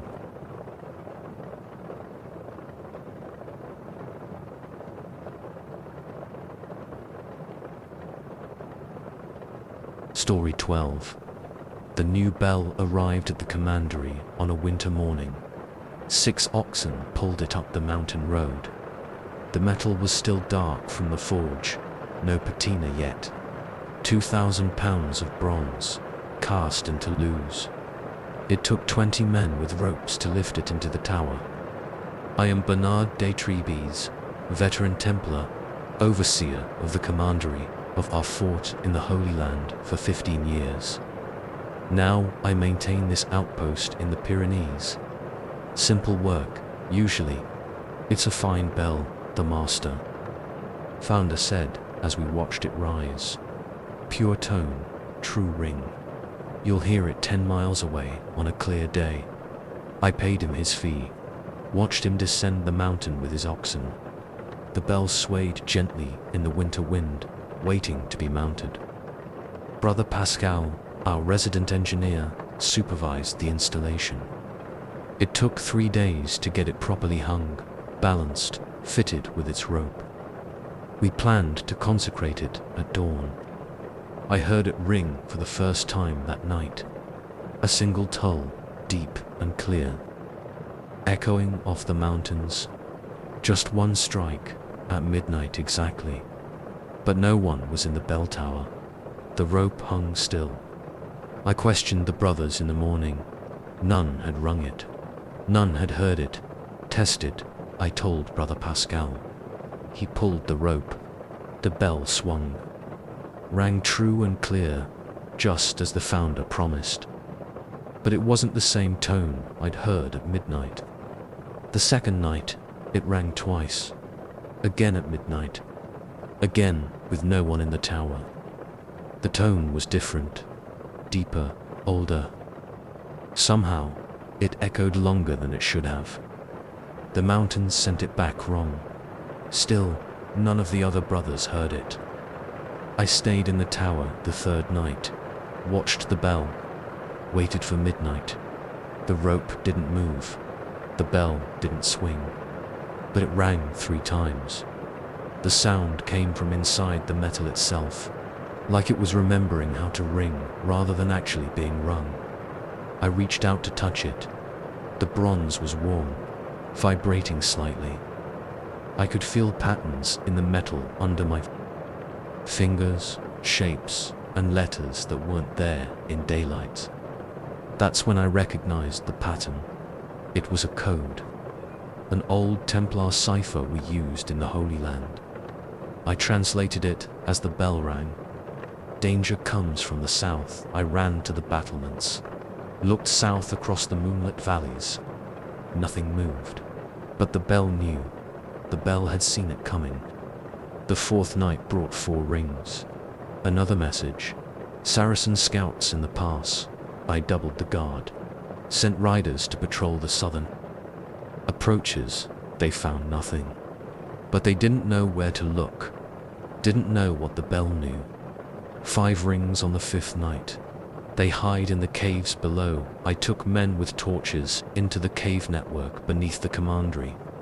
Found week-old campfires, tracks in the dust, signs of scouts watching our movements. The bell had been right. 6 rings on the 6th night.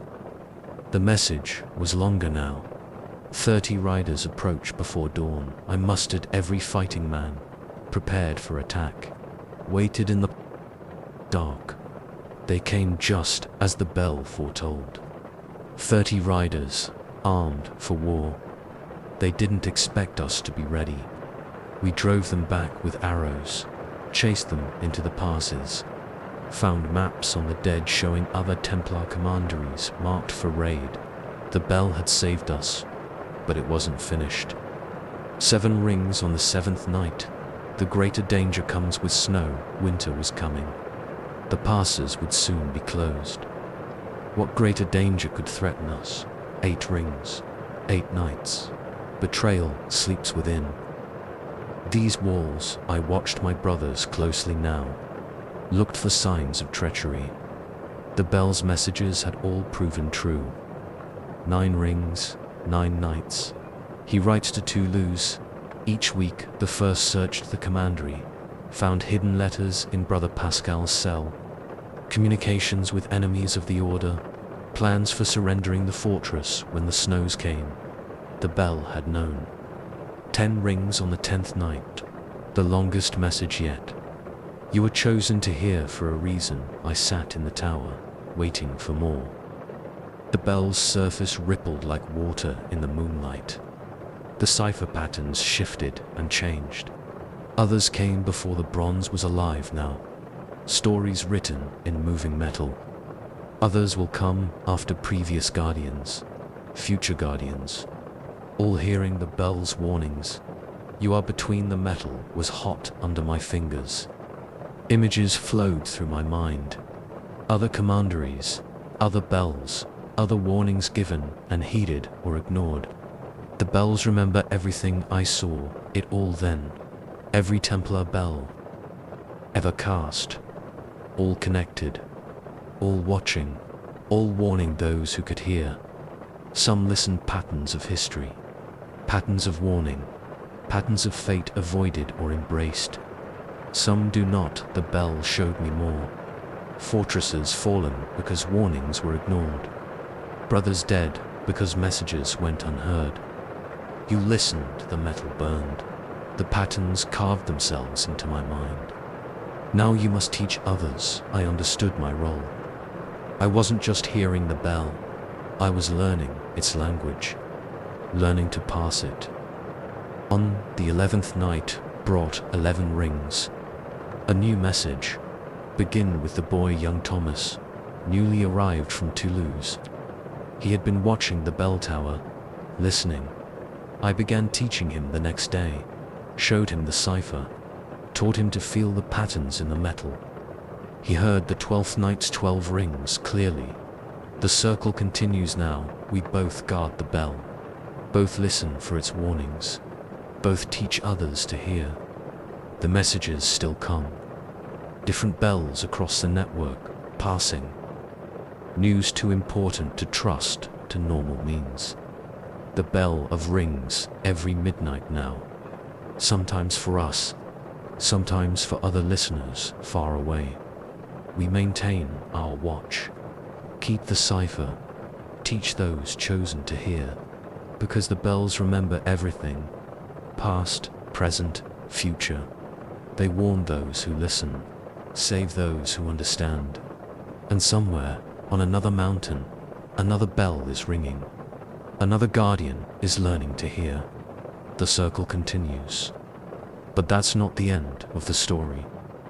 Sometimes, on the darkest nights, our bell rings with messages I can't decipher. Patterns I don't understand. Warnings about things yet to come. Things too vast or terrible to comprehend. Those nights, I stand in the tower. Press my hands against the warm bronze. Feel the ancient network of bells pulsing with knowledge. And I wonder what they're trying to tell us. What dangers they see approaching. What warnings we're still learning to hear. The bell keeps ringing, keeps teaching, keeps warning, and we keep listening. Because that's what guardians do. That's what the bells require. That's how we survive. One toll at a time. One warning at a time. One listener at a time. Until the greater danger comes.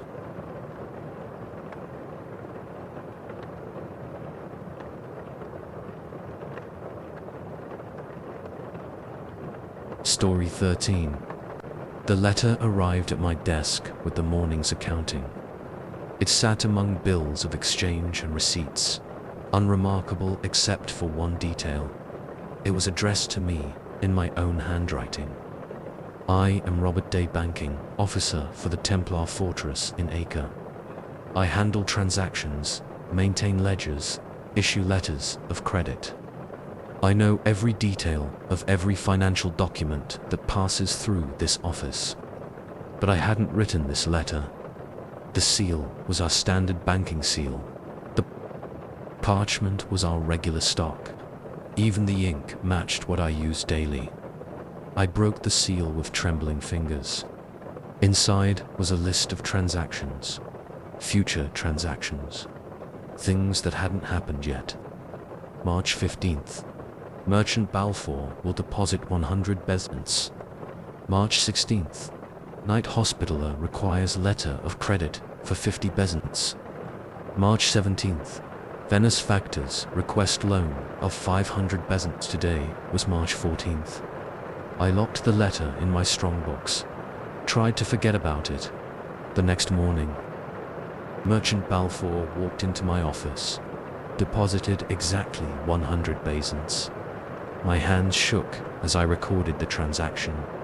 The amount matched the letter perfectly.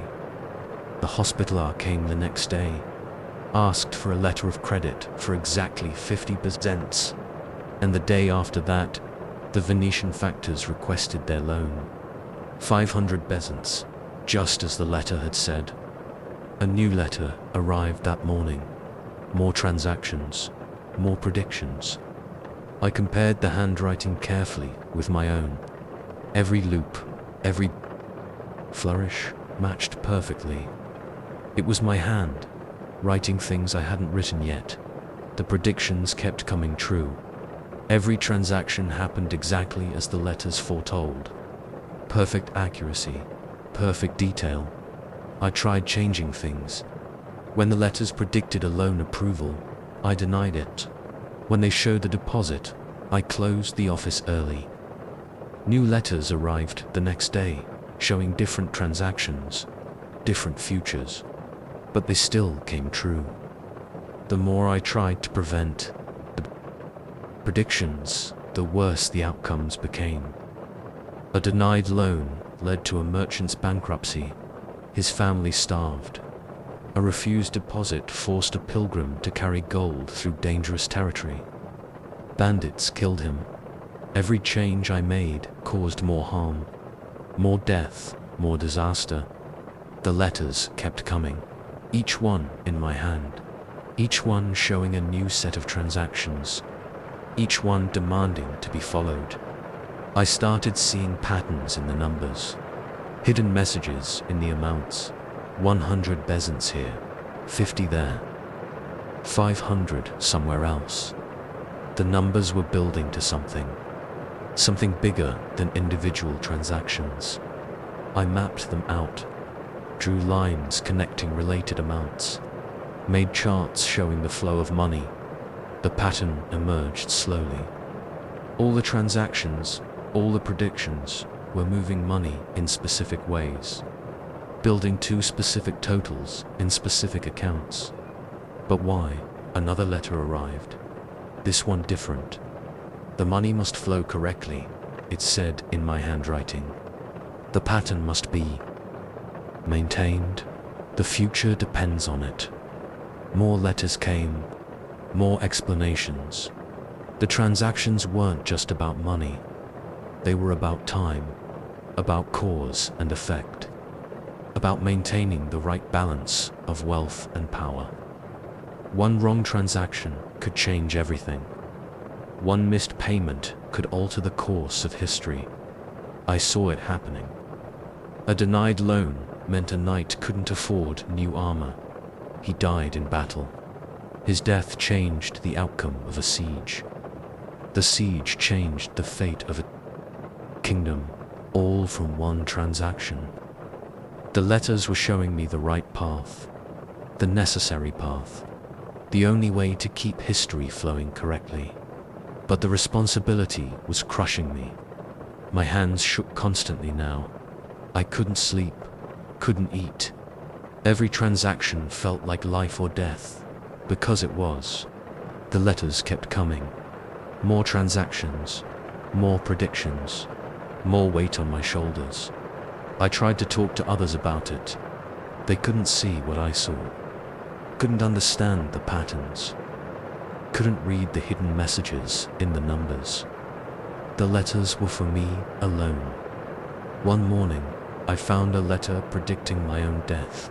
Heart failure brought on by stress and fear. 3 days from now, I had a choice. Follow the letter's path and die, or change things and risk the future.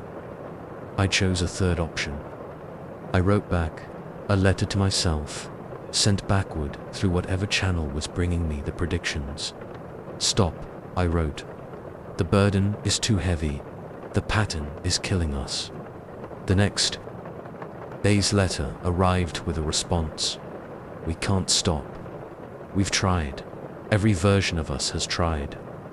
The pattern must be maintained. More letters came. More versions of myself writing back and forth across time. Some had gone mad from the pressure. Some had tried to run. Some had tried to burn the letters, burn the ledgers, burn the whole pattern down. None had succeeded. The pattern always restored itself. The letters always found their way through. The transactions had to happen. I understood. Then, I wasn't just a banking officer. I was a guardian of time itself, a keeper of the pattern that held history together. The letters weren't predictions. They were instructions, guidelines, the only possible path through the chaos of cause and effect. My death in 3 days wasn't a prediction. It was a necessity, a required transaction in the greater ledger of time. I made my peace with it, kept processing transactions, kept following the pattern. On the morning I was supposed to die, a final letter arrived. The pattern continues, it said in my hand. Another will be chosen. Another will receive the letters. Another will maintain the flow. Your transaction is complete. I felt the pain in my chest begin, felt my heart stutter and skip. With my last strength, I wrote one final letter, a warning to my successor. The pattern must be maintained. The transactions must flow. The letters will show you how. But remember, you're not just moving money, you're moving time itself. May God have mercy on your soul. I sealed it with trembling hands, addressed it to the next banking officer of Acre. As my vision darkened, I saw it disappear from my desk, flowing backward through time, seeking its recipient. The pattern would continue. The letters would find their way. The transactions would flow. And somewhere in Acre, another banking officer would receive a letter addressed in their own hand. The burden would pass. The pattern would remain. The future would be maintained. One transaction at a time. Forever.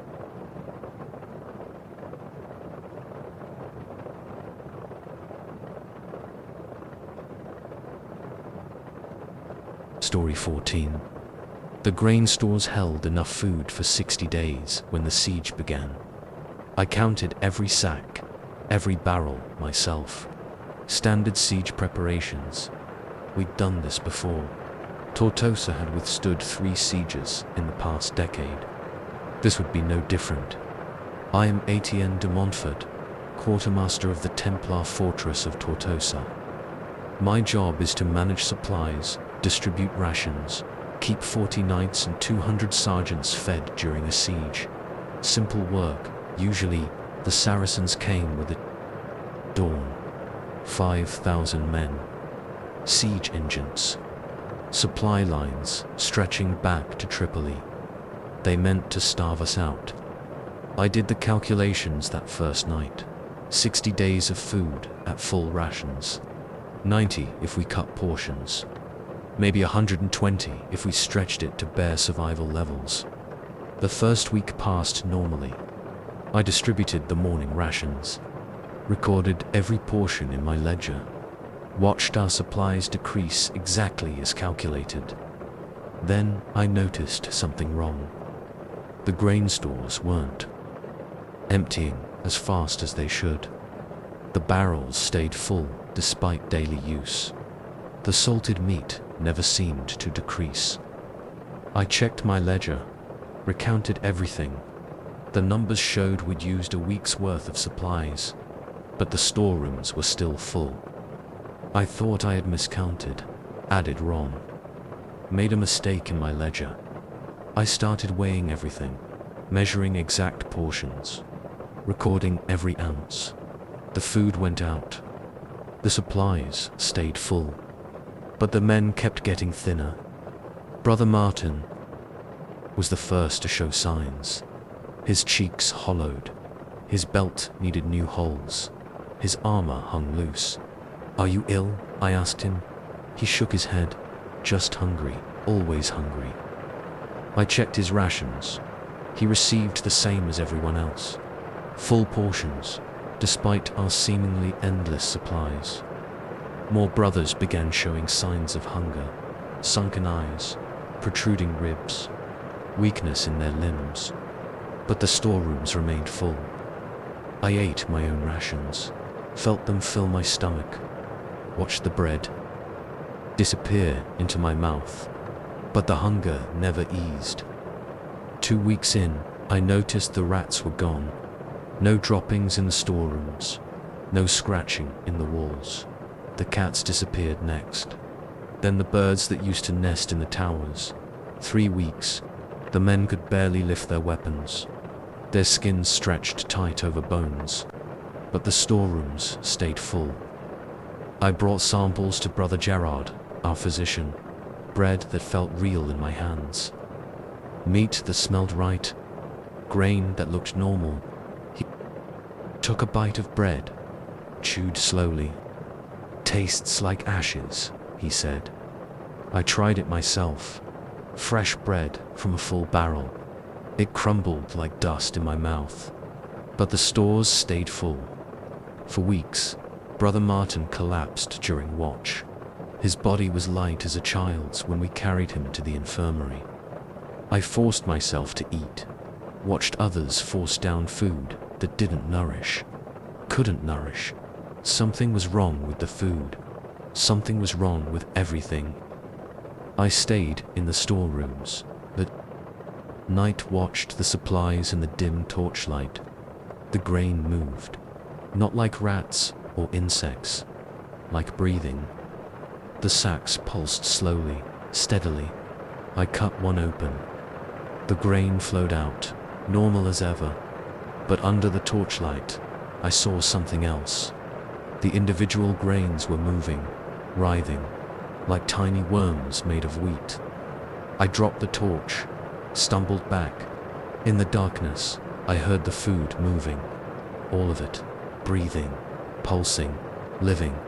The torch had gone out, but I could still see the food. Gave off its own light now, a faint, sickly glow. The barrels of meat shuddered. The bread squirmed in its sacks. The grain flowed like water. Something was feeding on us. 5 weeks. Half the garrison was bedridden. The other half stumbled through their duties like walking corpses, but the storerooms stayed full. I brought my findings to the commander, showed him the moving grain, the glowing meat, the bread that crumbled to nothing. He stared at the writhing food for a long time. How long? Have we been under siege? He asked. I checked my ledger. 5 weeks, sir. He shook his head. Look at the date. I looked, blinked, looked again. According to my ledger, we'd been under siege for 5 months. That's impossible, I said. Is it? He gestured to the storerooms. More impossible than food that never runs out, than men starving on full rations. I went back through my ledger. Every entry was correct. Every date recorded properly. We'd been under siege for 5 months, but I only remembered 5 weeks. The food had been feeding on time itself. 6 weeks or 6 months. I still wasn't sure. The men were shadows, walking skeletons in Templar robes, but still alive, still moving, still consuming food that didn't exist. I stayed in the storerooms every night now, watched the food pulse and writhe, tried to understand what it was. The grain whispered, the meat moaned, the bread sang songs in languages I didn't know. I saw things in the writhing food, patterns, images, memories, other sieges, other fortresses, other garrisons slowly starving on food that couldn't nourish. The food showed me more, showed me what it really was, not food at all. Something else, something that fed on time and memory and life itself. Something that had been trapped in sieges before, would be trapped in sieges again. Something that ate slowly, patiently, taking months of life and compressing them into weeks. 7 weeks or 7 months. The men didn't die, couldn't die. The thing in the food kept them alive, feeding on their time instead of their flesh. I tried burning the storerooms. The flames wouldn't catch. Tried dumping the food into the sea. It flowed back up the cliffs. Tried sealing the storerooms. Found them open again, full as ever. 8 weeks. The Saracens were still there, still waiting, but they looked different now. Their camp had changed. Their siege engines had moved. I watched them through a tower window, saw them moving too fast, like water flowing. Downhill, they were still in normal time. We were the ones slowed down, stretched out, feeding the thing in our food. 9 weeks, the commander called a council. 20 living skeletons in Templar robes. We have to surrender, he said. No one argued. We couldn't fight, couldn't live, couldn't even die properly. We opened the gates at dawn. The Saracens entered cautiously, stopped when they saw us. We must have looked like ghosts, like corpses, like men who had been under siege for 9 months. Instead of 9 weeks, they took us prisoner, fed us their food, real food, food that nourished, food that didn't move or glow or whisper. Slowly, we began to recover, began to feel time moving normally again. But the thing in the storerooms wasn't finished. The Saracens who stayed in the fortress began to change, began to thin, began to feel time stretching around them. We tried to warn them, tried to explain, but how do you explain something that eats time itself? They abandoned the fortress. Within a week, left it empty, but not empty. The storerooms are still full. The food still writhes and glows and whispers, still waiting for the next siege, the next garrison, the next meal of time and life and memory. I write this as a warning. If you find yourself in a besieged fortress, watch the food carefully. If the supplies never run low, if the men grow thin despite full rations, if time starts feeling strange, get out. Get out before it starts feeding. Get out before your weeks become months. Get out before you forget how to tell the difference. Because somewhere, in some fortress, the food is still waiting, still hungry, still feeding on time itself. And sieges never really end. They just stretch on forever, one meal at a time.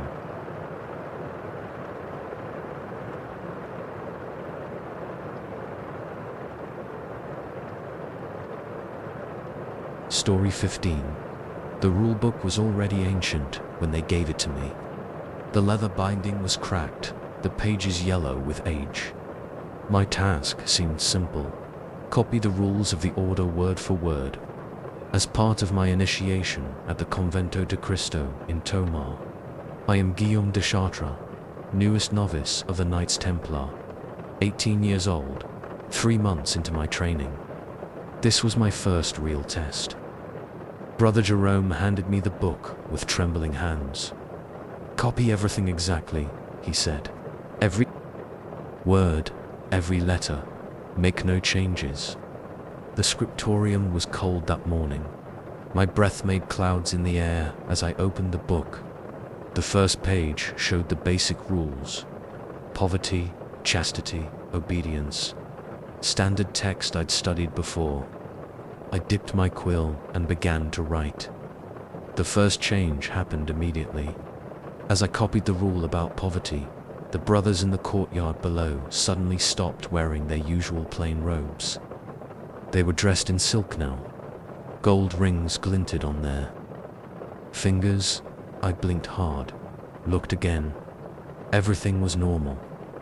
I kept writing, copied the rule about chastity. A brother walking past my window suddenly had a wife on his arm, children running ahead of them. I dropped my quill. When I looked again, he was alone, in proper Templar robes. Something was wrong. Every rule I copied seemed to change reality around me. Small changes at first, temporary ones.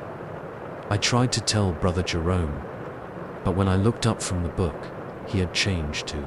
His robes were now bishop's vestments. A golden cross hung from his neck. I blinked. He was normal again. Didn't seem to notice anything wrong. The changes got bigger as I copied more rules.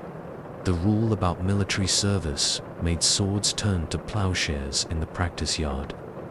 The rule about daily prayers changed the chapel into a marketplace. Each change lasted only moments. Reality would snap back like a released bowstring. But the changes were getting longer, stronger, more permanent. By sunset, I had copied 10 pages.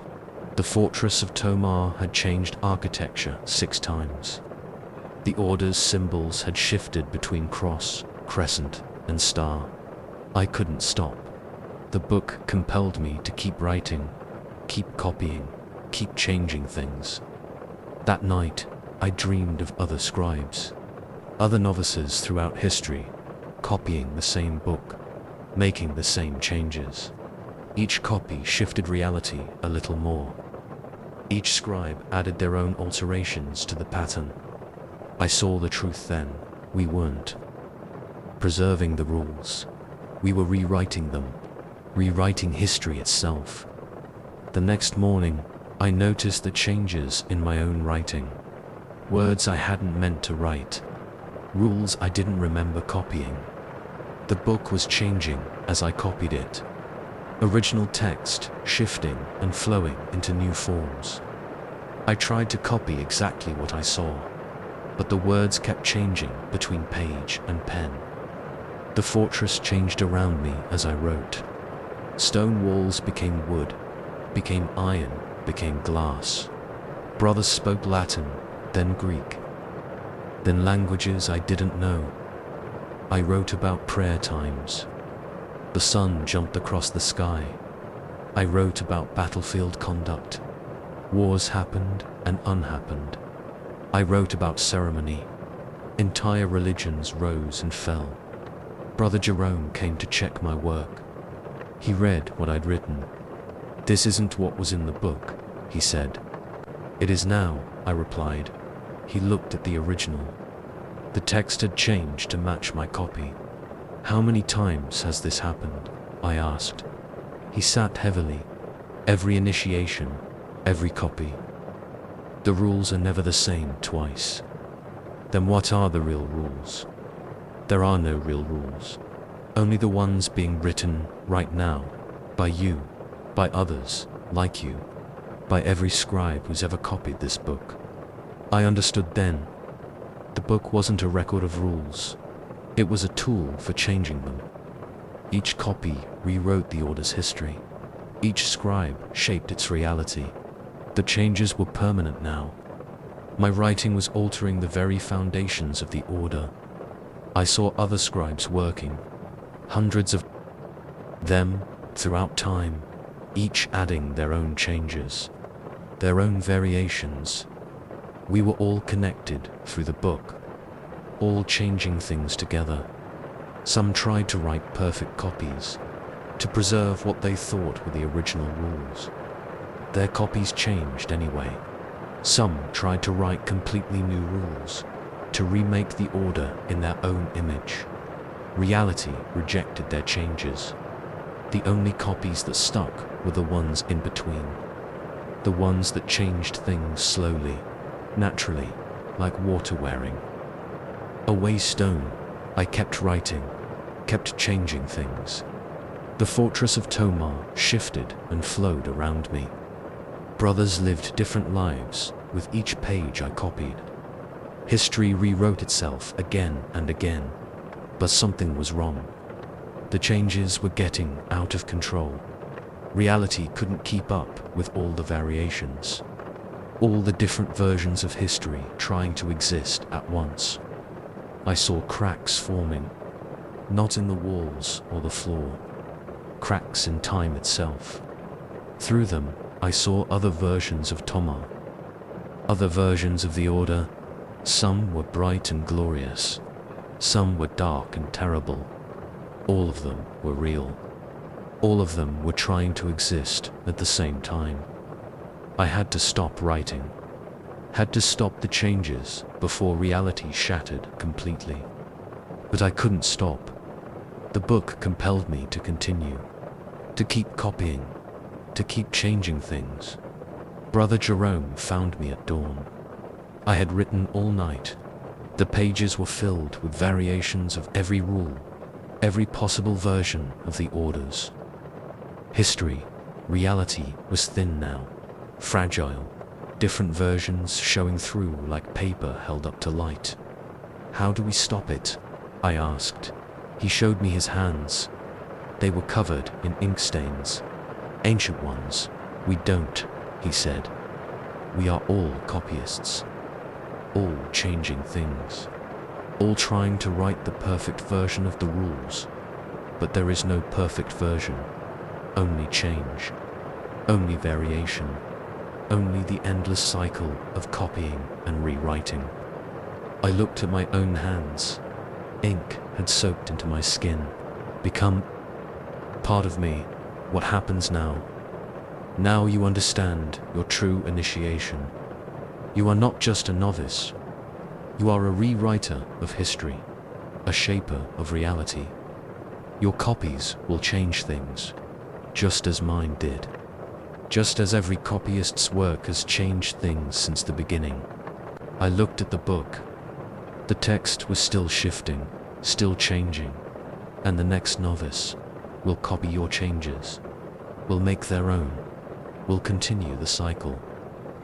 I understood then, there was no original book, no original rules, only copies of copies, changes upon changes, each scribe adding their own marks to the endless palimpsest of history. I finished my copy that day, added it to the library with all the others. Tomorrow, another novice will begin their copy, will make their own changes. Reality will shift again. History will rewrite itself again. The cycle continues. But sometimes, late at night, I see the cracks, see other versions of history showing through, and I wonder how many more copies the world can take before it breaks completely. How many more changes before reality shatters under the weight of all its variations? I still have ink stains on my hands. They'll never wash off. The mark of a copyist, the mark of a rewriter of history, the mark of someone who knows the truth. There are no real rules, only the ones we're writing right now, only the ones we're changing with every stroke of the pen, only the ones that change us as we copy them. The book is waiting for its next copyist. Reality is holding its breath. History is preparing to rewrite itself again. And somewhere in Tomar, a novice opens an ancient book, begins to write, begins to change everything again.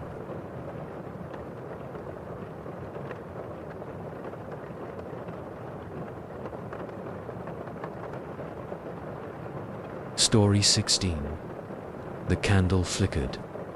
My hands shook as I opened the leather-bound manuscript.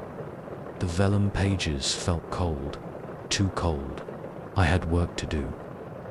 Brother Jerome wanted the translations done by morning. The underground library of our Tiberias fortress stayed quiet, except for water dripping somewhere in the darkness. I am Brother Thomas. I've been a Templar scribe for 3 years. This was my first solo cataloging assignment. The documents came from a sealed chest found during renovations of the old Byzantine church near the Sea of Galilee. Most were standard texts, property deeds, payment records, letters. This one was different. The first page showed no date, no author, just dense Hebrew text with Aramaic notes in the margins. I grabbed my quill and started translating. When the white cloaks gather by the inland sea, darkness will rise from below. My Latin translation looked correct. Simple prophecy stuff. We found these all the time. I kept working. A rat scurried across the floor. The candle sputtered. The air felt heavier. I translated the next lines. First comes the sickness of the mind, then the betrayal of brothers. The sacred becomes profane. The holy places will run with blood. The order will fall by its own hand. Something crashed behind me. I jumped. Just a book falling from a shelf. My heart pounded. Keep working. I had to finish. The text changed halfway down the page. Different handwriting. Cruder. The Hebrew letters looked rushed, almost frantic. I squinted at the faded ink. I write this in haste. They are coming. The signs appear as foretold. Brothers turn against brothers. Madness spreads through our ranks. What we found beneath the church, it should have stayed buried. The scrolls speak truth. Our pride will destroy us. I hear them at the door. May God forgive, the entry ended mid-sentence. Dark stains marked the page. I didn't want to think about what made them. I closed the manuscript. My hands were sweating. nonsense. Just the ramblings of some long-dead monk. I needed fresh air. The library door wouldn't open. The iron handle felt stuck. I pulled harder. Nothing. My breath came faster. The candle flame dipped low. "Brother Thomas," a voice behind me. I spun around. Brother Martin stood in the shadows. When did he come in? I hadn't heard the door. "You look unwell," he said. His face seemed wrong somehow, too rigid. "I'm fine, just tired." My voice sounded strange. "What brings you here?" "Interesting text you're working on." He stepped closer. The candlelight didn't reach his eyes. "Found something troubling?" "No, nothing important." I tried to sound casual. "Just old records." "You're lying." His voice changed. Harder. "Show me what you found." "I should report to Brother Jerome first." "Jerome is dead." My blood went cold. "What?" "Found him an hour ago. In the chapel, self-inflicted." Martin's face twisted into something that wasn't quite a smile. Started screaming about voices. About prophecies. About something rising in the darkness. Sound familiar? I backed away. My shoulder hit the door. "Others are changing too," Martin continued. "Brother William tried to burn down the stables. Said the horses had demon eyes. 3 novices disappeared. And Brother Philip, he trailed off." Well, best not to talk about what Brother Philip did, when my throat felt dry. "When did this start? When did you begin translating that text?" The manuscript sat on the table behind him. In the dim light, I swore the leather binding rippled, like something moving underneath. "The scrolls speak truth," Martin whispered. His voice didn't sound like his own anymore. "Our pride will destroy us." The candle went out. I heard Martin's footsteps coming closer in the dark, moving wrong, like he had too many legs. I yanked the door handle again. It gave way. I ran. The corridor outside was pitch black. I stumbled forward, one hand on the cold stone wall. My steps echoed strangely. The air felt thick, hard to breathe. Light ahead. The library entrance. I sprinted toward it. The main hall looked wrong. Familiar tapestries hung rotting on the walls. Rust stained the floor where water had never been before. The air stank of decay. Brothers walked past me. None looked up. Their movements seemed stiff, mechanical, like puppets. A novice stood in a corner, scratching at the wall with bloody fingers, muttering in Hebrew. I ran to the chapel. Had to warn someone. Had to stop this. The chapel doors stood open. Candles burned black at the altar. Brother Jerome's body hung from the rafters, his face frozen in a scream. On the wall behind him, fresh blood spelled out words I had just translated hours ago. The sacred becomes profane. The holy places will run with blood. I fled to my cell, slammed the bolt home, grabbed parchment and ink with shaking hands. Had to record what was happening. Had to warn others. Hours passed, or maybe days. I lost track. The screams and chanting from outside grew louder. The walls felt closer. Reality started slipping. Sometimes I saw the manuscript in my dreams, the pages turning by themselves, the text changing, shifting, always showing new horrors about to unfold. I watched through my window as brother turned against brother, as madness spread through our ranks, as everything the prophecy foretold came true. This morning, I tried to burn it, sneaked back to the library, found the manuscript where I left it, threw it in the brazier. The flames turned black. The pages didn't burn. Instead, the text changed before my eyes. New words appeared, written in my own hand. I write this in haste. They are coming. The signs appear as foretold. Brothers turn against brothers. Madness spreads through our ranks. What we found beneath the church, it should have stayed buried. The scrolls speak truth. Our pride will destroy us. I hear them at the door. May God forgive, I dropped my quill. The same words, the same stains, written centuries ago, written just now, written by my hand. The door is splintering. They're here. Martin leads them, crawling on too many limbs. His face isn't a face anymore. I can hear the chanting. Hebrew words I wish I never translated. The darkness rises from below, just as the prophecy said. This will be found someday. These words will be read again. The cycle will continue. I hear them at the door. May God forgive. The manuscript ends here. Dark stains mark the page.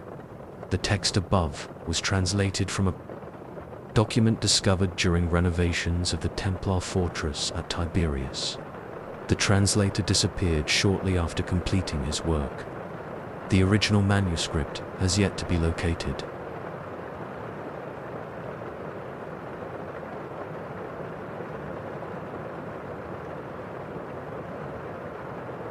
Story 17. The chapel stood empty. My footsteps echoed on the stone floor.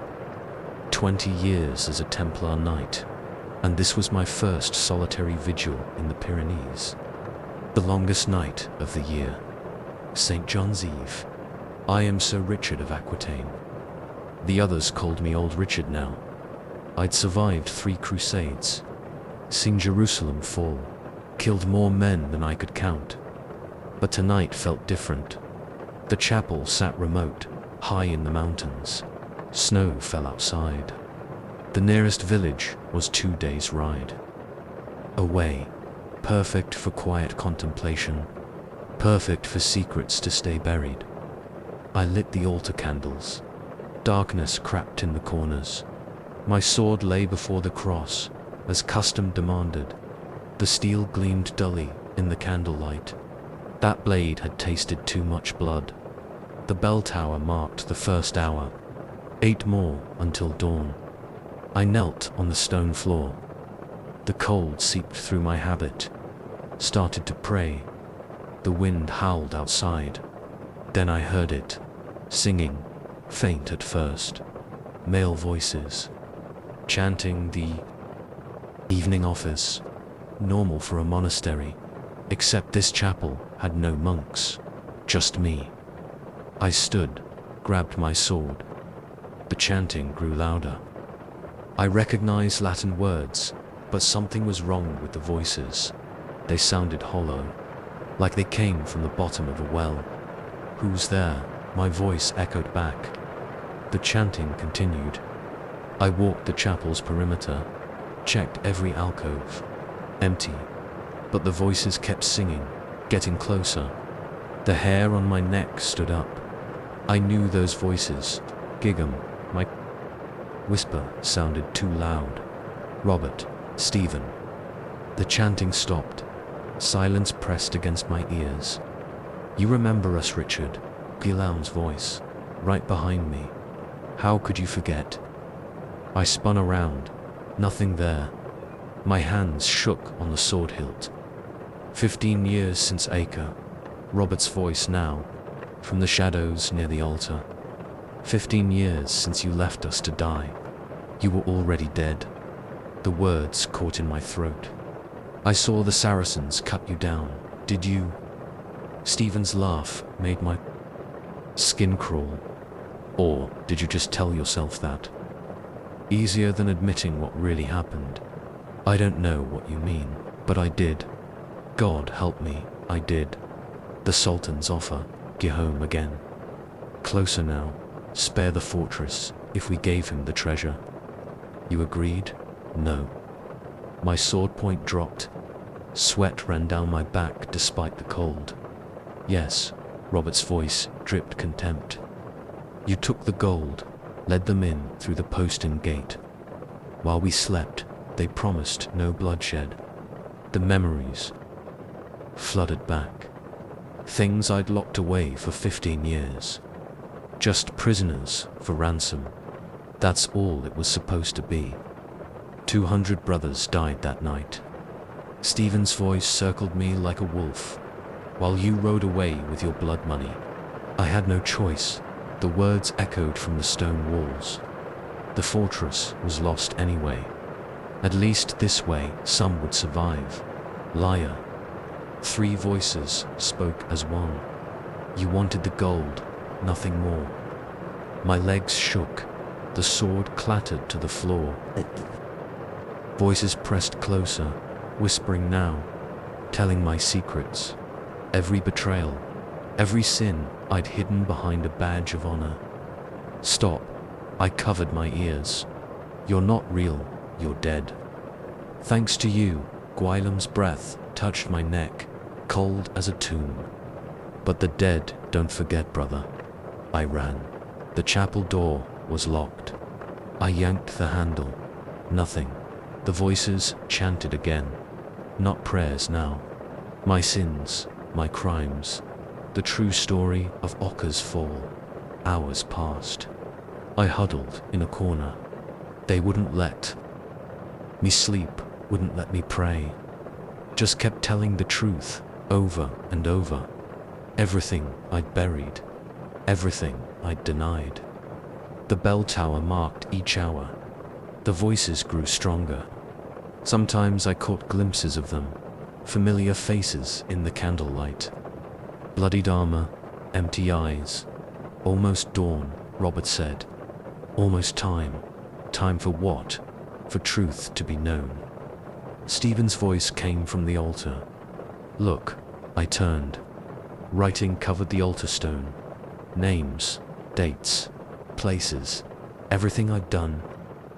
Every betrayal, every man I'd sacrificed for gold or advancement. Written in my own hand. No, I stumbled forward. Tried to wipe the words away. They stayed, carved deep in the stone. This isn't possible. The dawn bell comes soon, Giggum said. The next brother will read your confession, your true legacy. I can explain. The words sounded hollow even to me. They'll understand, like we understood. The voices spoke together again. When we woke to Saracen blades, the bell began to toll. Dawn approached. The voices grew fainter. Wait. I reached into the shadows. I'm sorry, God, forgive me. I'm sorry. God may forgive. Guillem's voice faded. We do not. The last bell rang. Morning light crept through the windows. The voices fell silent. I slumped against the altar. My confession stayed carved in the stone. Permanent. Undeniable. My true story told in my own hand. They found me there when they came to relieve my vigil. The other brothers read the altar stone, read my crimes written in stone. They stripped my white mantle that day, led me away in chains. But the voices weren't finished with me. Each night they return, telling my story, speaking truth into darkness. Some say I went mad in that chapel, that I carved those words myself in a fit of guilt. Maybe they're right, but I know what I heard in the long dark of St. John's Eve. The voices of dead men speaking truth to long denied. I write this from my cell in the monastery prison. The voices still whisper, still tell my secrets. Soon others will come to confess their sins in that chapel. The dead are patient. They wait in the dark, ready to speak truth to those who would hide it. The longest night comes again tomorrow. Another brother will stand vigil in that chapel. The voices are waiting. The truth will be heard. Found among the papers of Richard of Aquitaine, following his death in the monastery prison of Suspenseful. The chapel where he stood vigil was destroyed during the Albigensian Crusade. Local peasants say voices can still be heard there on St. John's Eve, chanting in Latin through the long, dark night.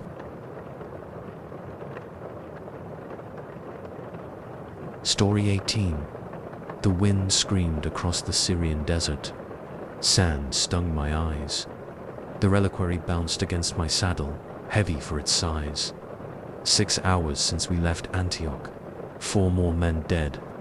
Something was wrong with this mission from the start. I am Sergeant Jacques de Provence of the Knights Templar.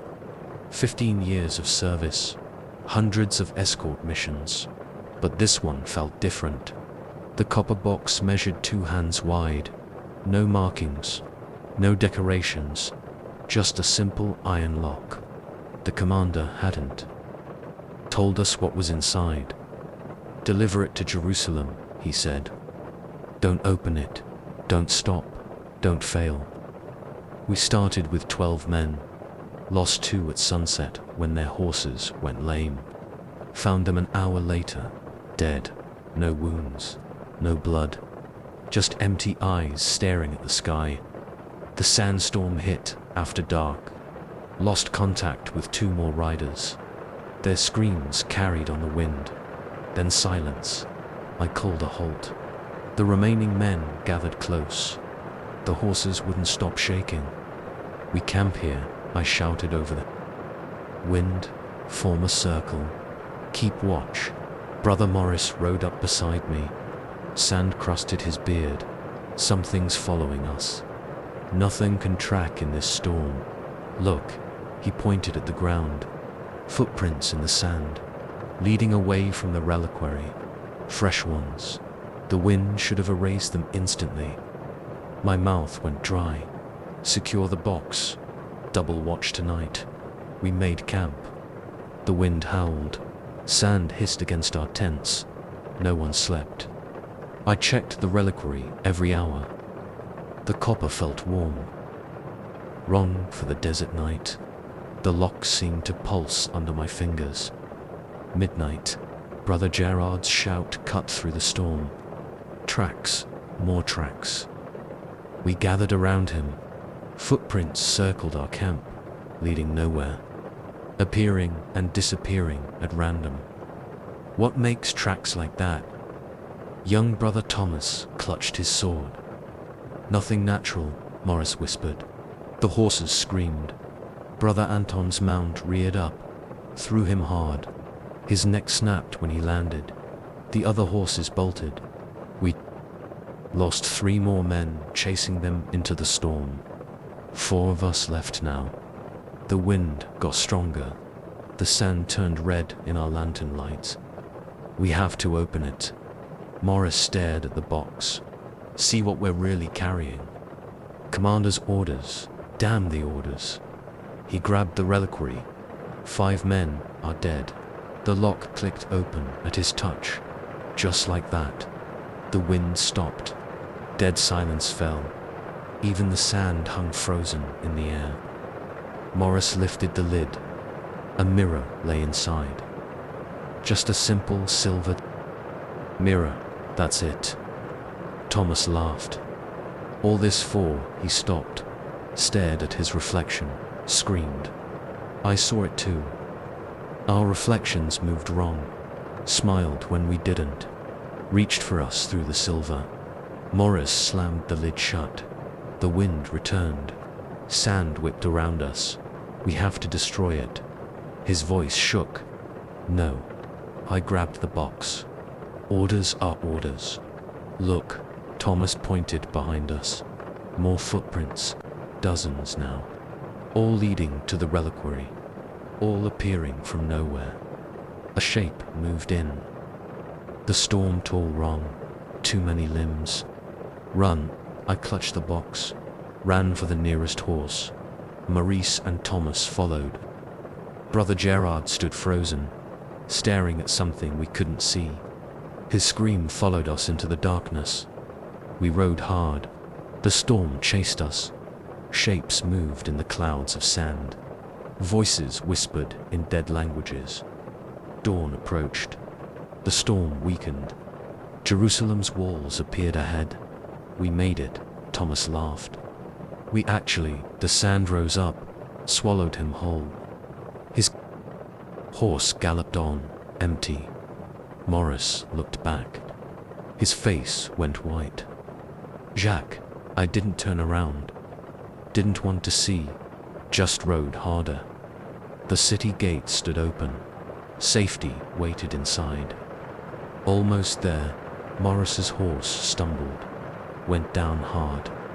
He rolled clear, tried to run. The sand took him to. I reached the gates, crossed the threshold. The storm died instantly. Guards surrounded me, led me to the Temple Mount, to the commander of Jerusalem.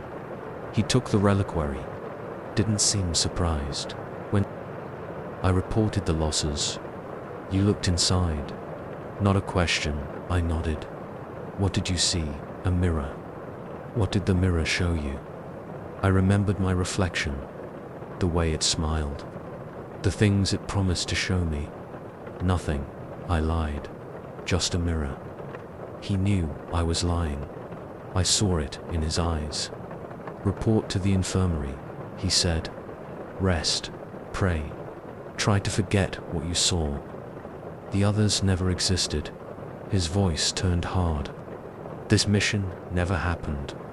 The reliquary was never here, understand? I understood. They gave me a cell in the hospital wing. Brought food and water. Posted guards. The mirrors in my room disappeared that first night. All reflective surfaces removed. But sometimes, in still water or polished metal, I catch glimpses. My reflection still moves wrong, still smiles when I don't. The footprints appear to, inside my locked cell, leading nowhere. I hear the others, at night. Morris, Thomas, Gerard, all the ones the sand took. They whisper from the shadows, beg me to look in the mirror again. Show me what they've seen. I haven't slept in days. The guards watch me constantly. Yesterday, I heard them discussing what to do with me. Like the others, one said, won't last the week. They're wrong, I'll last. I have to tell this story, but my reflection watches me write. Grins from the ink pooled on the page. I can't look away now. Can't stop seeing what it wants to show me. The truths in that mirror, the things it revealed. They're coming to take me soon, I hear. Them outside. Don't trust the reflections. Don't look too long at still water. Don't believe what the mirrors show you. And if you find a copper box in the desert, leave it buried. Let the sand keep its secrets. Final report of Sergeant Jacques de Provence, found in his cell in the Hospital of St. John, Jerusalem, 1187. The sergeant disappeared 3 days later. No record exists of the reliquary he described. The commander of Jerusalem denied all knowledge of the mission. Local Bedouins still tell stories of a demon in the desert that steals reflections and leaves footprints in the storm.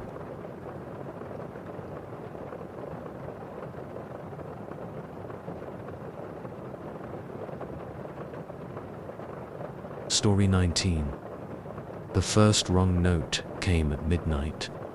A half step off from the normal toll. No one else noticed, but I did. I always notice.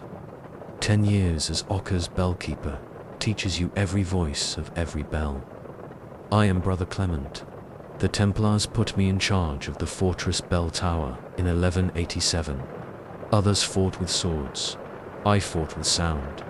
Bells marked time, called to prayer. Warned of danger, they spoke to the city, through me. That night, I climbed the tower steps to check. The main bell hung. Silent, still. But the midnight toll echoed in my ears. Wrong, discord, where there should be harmony. The second wrong note came at dawn prayer, a double strike where there should be single. I watched the bell. The clapper didn't move, but the sound rang out anyway. Did you hear that? I asked Brother Michael after Mass. Hear what? The bell. It struck twice. He shrugged. Sounded normal to me, but it wasn't normal. I knew every bell's voice. These were different, foreign, like someone else had taken control of my tower. The pattern emerged slowly. Extra notes, missing strikes, random at first, then ordered, a rhythm hidden in the chaos. I started recording the changes, marking each wrong note, each missed toll. A pattern appeared on the page, dots and dashes, like the signal codes we used in battle. But this was older, more complex. 3 days of wrong notes, 3 nights of hidden patterns. I worked through the night, transcribing, translating. The first message came clear. At midnight, below the tower secrets kept price paid in blood my hands shook. Nonsense, tricks of untired mind. The bells couldn't send messages, but they did. Every night, every day, more patterns, more codes. We guard the gold 30 pieces, Judas Price. I searched the chronicles, found references to a treasure chamber built under the bell tower, sealed during the first siege of Acre. The entry destroyed to hide it. The bells knew. They told me more each night. Brothers murdered, treasure hidden.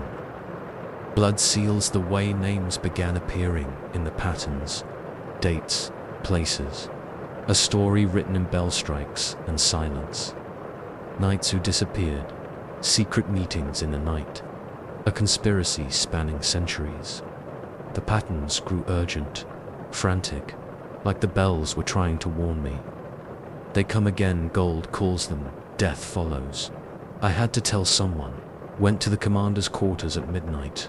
He listened, face growing darker with each word. When I finished, he was silent for a long time. How long have you heard these messages? 2 weeks now. They're getting clearer, more frequent. Show me your transcriptions. I laid out my papers, the patterns, the translations, the names. He read them slowly, carefully. His face gave nothing away. You've served us well, Brother Clement. His voice turned cold. But I think the tower duty has become too much. You need rest. But the messages are delusions, nothing more. He gathered my papers. Report to the infirmary. Brother Thomas, we'll take the bells. No, the bells chose me. They trust me. The bells are metal and rope, brother, nothing more. He called the guards. They dragged me away, locked me in the infirmary, but I could still hear them. The wrong notes, the patterns, the warnings. That night, the messages changed. They come now, gold blinds them, brothers fall, I screamed, warnings. Pounded on the door. No one listened. The attack came at dawn. Soldiers in Templar white, but wrong, corrupted, led by brothers who served gold over God. They knew about the treasure chamber, came to claim it, didn't care how many died. I heard it all from my cell. The clash of swords, the screams, the bells ringing frantically, trying to warn the garrison. But Brother Thomas didn't know the patterns, couldn't read the messages. By the time he understood, it was too late. The battle lasted an hour. Then silence, heavy footsteps in the corridor outside. The commander opened my door. Blood stained his white mantle. Gold coins spilled from his purse. You understand now. His smile showed too many teeth. Why, we had to keep you quiet. Behind him, other figures moved in the shadows. Brothers I knew, brothers I trusted, all corrupted by gold. The bells tried to warn us, I whispered. The bells will be melted down. He drew his sword. No more messages, no more warnings. The gold is ours now. I closed my eyes, waited for the blade. The bells began to toll. Not the normal pattern, not the coded warnings. Pure sound. Deafening, terrible.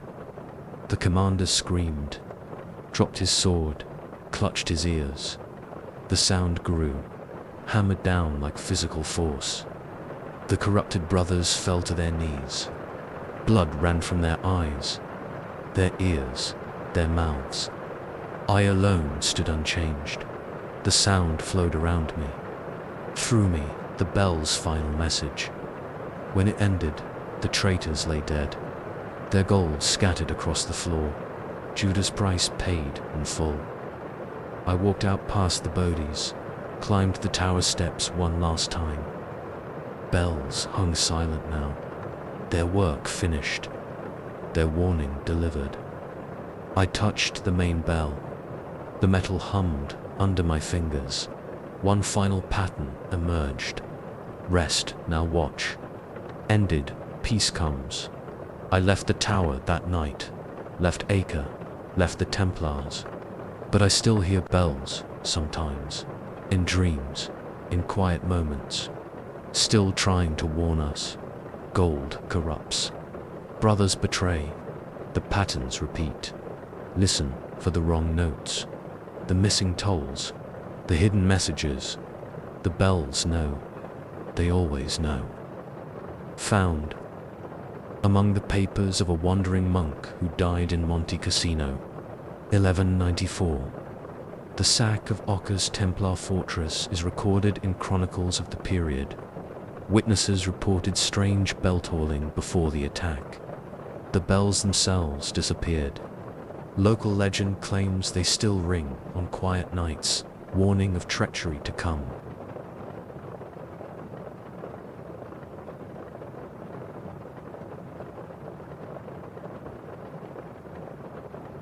Story 20. The torch flickered in the underground passage. My white novice's mantle caught on rough stone walls. First day of guard duty in the catacombs beneath the Rhodes fortress. I wasn't ready for what I found there. I am Brother Simon, 3 months a Templar novice. Too green for real duties above ground. So they sent me below. Guard the old storage rooms, they said. Nothing down there but dust and rats. They were wrong. The first symbol appeared on my second sweep, carved into the wall. At eye level, like our Templar cross, but wrong, twisted, older somehow. The lines curved where they should be straight. It made my eyes hurt to look at it. I'd memorized every Templar marking during training. This wasn't one of them, not even close. Brother Simon, a voice echoed down the corridor. Brother Matthew, my supervisor, stood at the intersection. Everything all right. Found some strange marking. I pointed at the wall. He walked over, held his torch close, where the symbol was. Gone. Just smooth stone remained. It was right here. My fingers traced the empty wall. A cross, but different. The darkness plays tricks. He didn't sound convinced. Keep patrolling. I kept walking, kept searching. The symbol had been there. I wasn't seeing things. 2 hours later, I found another one. Different design. Same wrong feeling.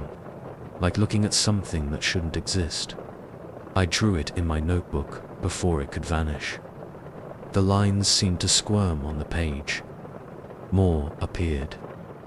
Through the night, each one different, each one wrong. I drew them all.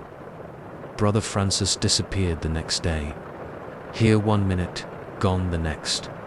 The other brothers didn't seem concerned. Probably transferred, Matthew said. It happens. but I saw Francis's name appear beside one of the symbols that night, carved into the stone like it had always been there. The second disappearance came 3 days later. Brother Thomas, young novice like me, his name showed up too. Different symbol, same sick feeling when I looked at it. I started noticing things. Brothers acting strange, walking too stiffly, speaking in monotone, staring too long without blinking. They all attended a special initiation ceremony before changing, down in the lower catacombs, where the oldest symbols were.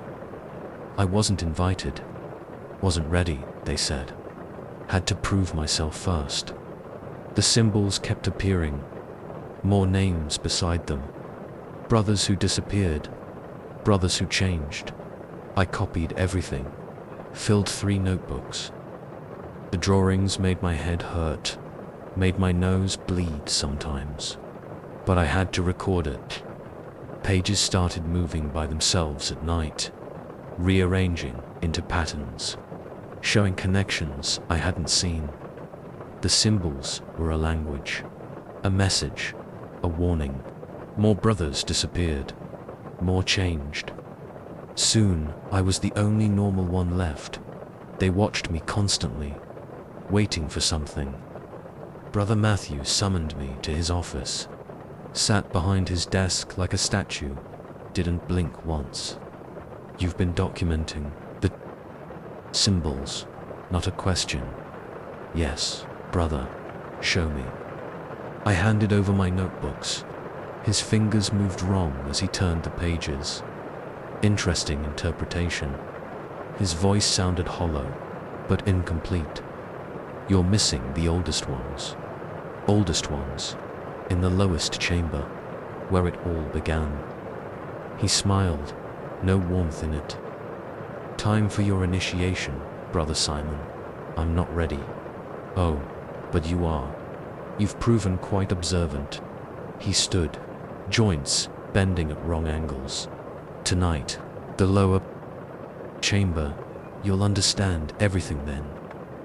I ran, didn't stop until I reached my cell, barred the door. The symbols covered my walls now, moving, changing, showing me what happened in that lower chamber, what the real initiation meant, what we truly guarded beneath Rhodes. The thing that wore Brother Matthew's face scratched at my door that night, spoke with his voice, promised revelation. I saw the truth in the symbols. The price of that revelation. They're still scratching, still calling. The door won't hold much longer. I have to finish this account, have to warn others. The Templar cross isn't our oldest symbol, not even close. There are older signs, older powers, sleeping beneath Rhodes. The brothers didn't disappear, they transformed, became something else, something that only looked human. The symbols are a key, a gate, a path to joining them. Don't look too long at the twisted crosses. Don't copy them. Don't try to understand. The scratchings gotten louder. The doors cracking. I can hear Brother Matthew's voice, but it's not his voice anymore. Nothing human makes those sounds. The symbols on my wall are complete now, showing me everything. God forgive me. I understand them. I understand. The account ends here. Blood stains the final pages. When brothers broke into the cell the next morning, they found it empty. The walls were covered in unknown symbols that drove 3 men mad before they could be chiseled away. Brother Simon was never seen again.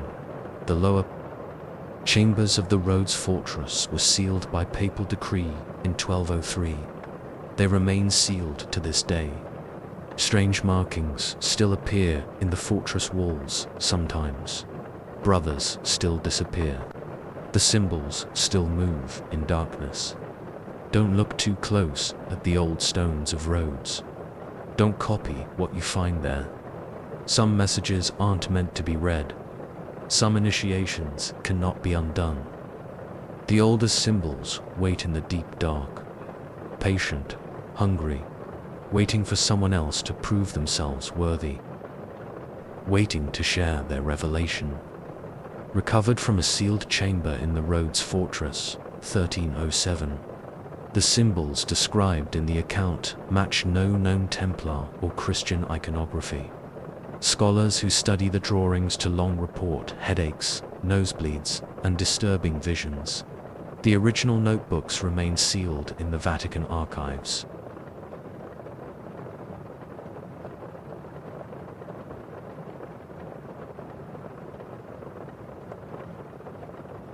Story 21. The confessional was dark. Cool stone pressed against my back. The screen slid open. Another sinner seeking absolution.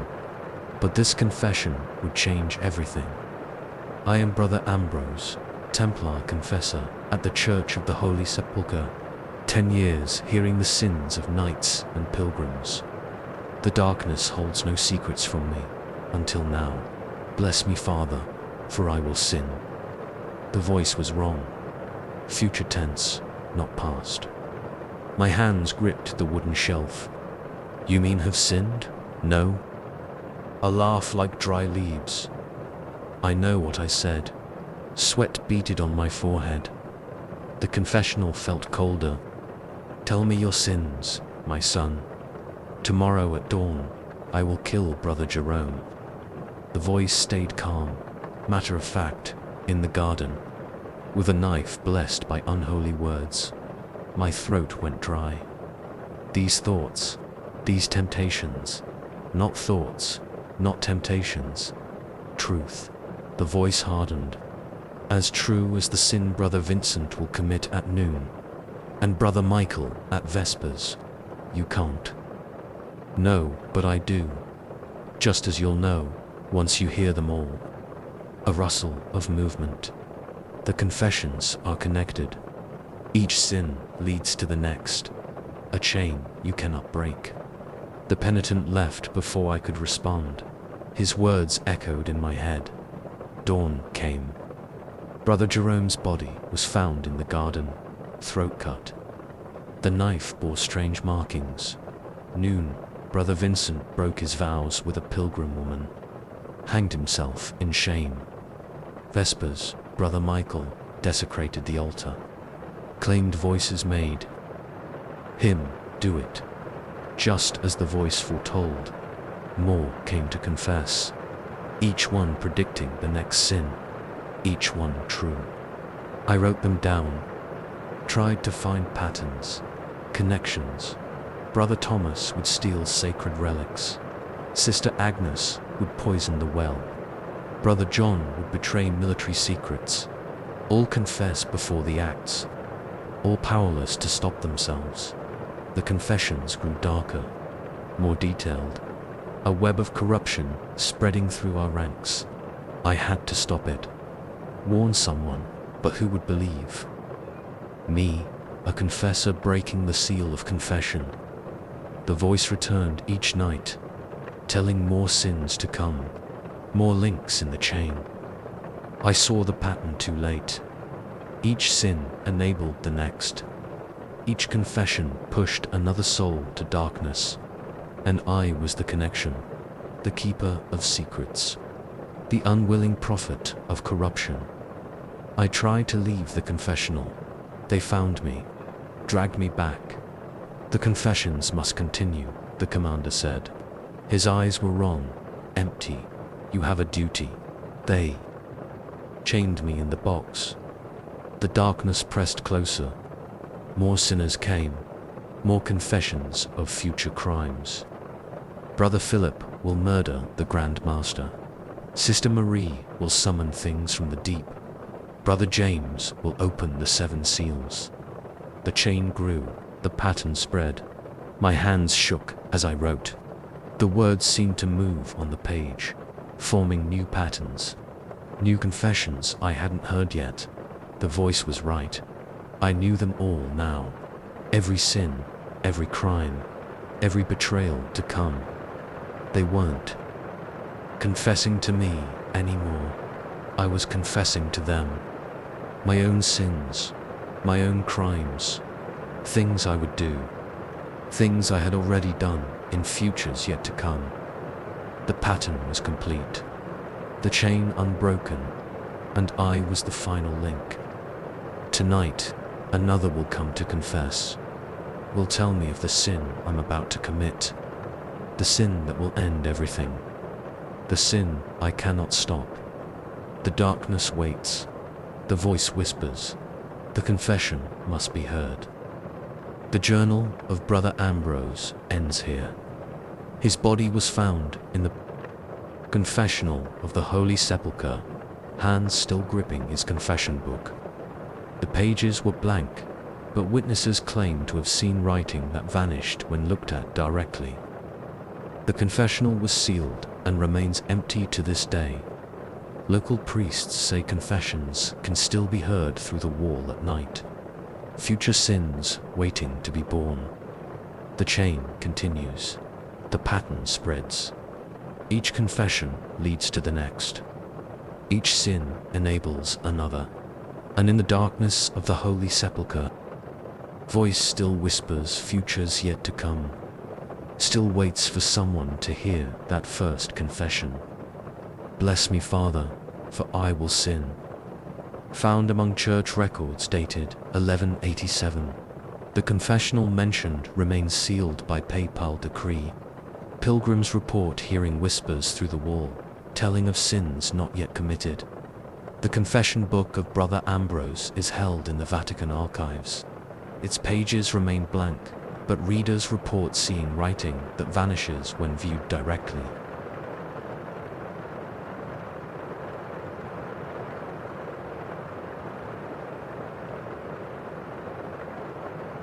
Story 22. The tunnel walls dripped. My lamp cast shadows on ancient stone. 3 weeks mapping the passages beneath the Convento de Cristo, and I still hadn't reached the bottom. I am Brother Raphael, cartographer of the Knights Templar. I map what others fear to find. The commander of Tomar hired me to document the newly discovered tunnels. Just make your maps, he said. Don't ask questions. I should have asked questions. The first anomaly appeared on day 4. A tunnel that wasn't there. Day before, my previous map showed solid rock. Now, an archway gaped in the wall. I rechecked my measurements. Perfect precision was my reputation. I never made mistakes. The new tunnel stretched 50 paces before ending in a round chamber. Empty except for a stone altar. No markings, no artifacts. Just bare rock that felt wrong under my fingers. I updated my map, added the new passage, tried to ignore how the ink seemed to move on the parchment. More changes came. Every morning, my maps showed new differences. Tunnels appeared where none existed. Others vanished completely. I started marking my trail with chalk. The marks moved overnight, shifted to different walls, different tunnels. The actual changes happened between midnight and dawn. I heard the scraping in the darkness, the sound of stone grinding on stone. Brother Manuel helped me resurvey the upper levels. The tunnels had shifted again. This isn't possible, he said. These walls are solid rock. Watch the map tonight, I told him. See for yourself. We laid the current map on my desk, waited in my chamber above ground. At midnight, the ink began to move. Lines redrew themselves. New passages appeared in red-brown ink I hadn't used. Manuel's hands shook. Mother of God, keep watching. The new lines formed patterns, symbols, things that hurt the eyes to see. Manuel crossed himself. We should seal these tunnels. The commander wants them mapped. Some things shouldn't be mapped. He left the next day, asked for transfer to another fortress. I stayed, kept mapping. The changes accelerated. whole sections rearranged nightly. The ink moved faster, more urgent. I found the first ritual chamber a week later. Circular room, symbols carved on the floor, not Christian symbols, older. My maps showed 12 identical chambers by then, arranged in a pattern I refused to recognize. Brother Thomas disappeared in the lower tunnels. Search parties found nothing, but I heard his voice in the darkness, chanting in a language that made my ears bleed. The commander didn't seem concerned. "Continue mapping," he said. His eyes looked strange, empty. More brothers vanished. More voices joined the chanting. My maps kept changing. The ink moved by itself now, even in daylight, drawing things I never marked, things that couldn't exist. The symbols formed a larger pattern, a ritual diagram spanning the entire tunnel network, and my chamber sat at the center. I tried to burn the maps, the parchment. Wouldn't catch fire. Tried to wash away the ink. It returned darker than before. The tunnels shifted faster, daily now, hourly. The grinding of stone never stopped. Brother Manuel returned. His eyes were empty too. "You've made excellent progress," he said. His voice sounded wrong, hollow. "The pattern is almost complete." "What pattern? What is this, you know?" He smiled with too many teeth. "You've been drawing it all along." The maps covered my walls now, moving, changing, forming the final configuration. "The old ones built these tunnels," Manuel said. "Before the temple, before Christ. They wait below, growing stronger with each mapping, each sacrifice. The missing brothers, added to the pattern. Their essence feeds the ritual." His head tilted at an impossible angle, "just as yours will." I ran down into the tunnels. The passages shifted around me, herding me deeper. The chanting grew louder. Voices I recognized. Brothers turned to something else. Every turn led to ritual. Chambers now. Every path spiraled down. I found the central chamber, the heart of the pattern. The commander waited there. What was left of him? "Your maps were perfect," he said. Every line, every change, drawing their symbol in the bedrock. The other transformed brothers emerged from side passages. Surrounding me, "The ritual requires a cartographer's blood," Manuel said. "One who can see the true parts, map the spaces between." They grabbed me, dragged me to the altar. I saw the completed pattern then, what my maps had been drawing all along. Not tunnels, not passages, a gate, and something was coming through. I write this in my last moments. The ink moves on its own now, drawing the final lines. The gate opens at midnight.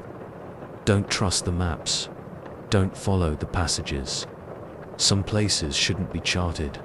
Some patterns shouldn't be completed. The old ones are rising. The pattern spreads, and I drew the way for them. Final report of Brother Raphael, Royal Cartographer, found in the sealed tunnels beneath the Convento de Cristo, Tomar, 1171. The maps mentioned were never located. Modern surveys show no trace of the tunnel network described, but local residents report strange grinding sounds at night, and visitors to the convent sometimes disappear in the lower levels. Their bodies are found weeks later in impossible places, marked with symbols that drive viewers mad. The tunnels remain sealed by papal decree. The grinding continues. The pattern spreads. New passages open in the deep dark. New chambers wait to be mapped. And in the heart of Tomar, ancient things still rise through gates drawn in cartographers' blood. The old ones remember the way. The pattern remains. waiting for the next mapmaker to complete it. Addendum from Vatican Archives. 3 subsequent mapping expeditions to the Tomar tunnels have been lost. No further surveys are authorized. The Convento de Cristo's lower levels are permanently sealed.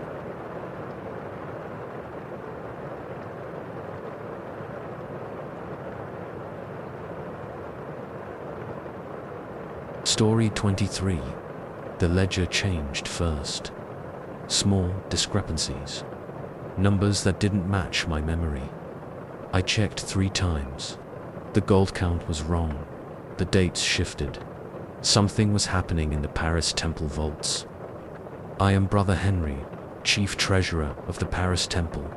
15 years managing Templar wealth. Kings trust my accounts. Merchants stake fortunes on my records.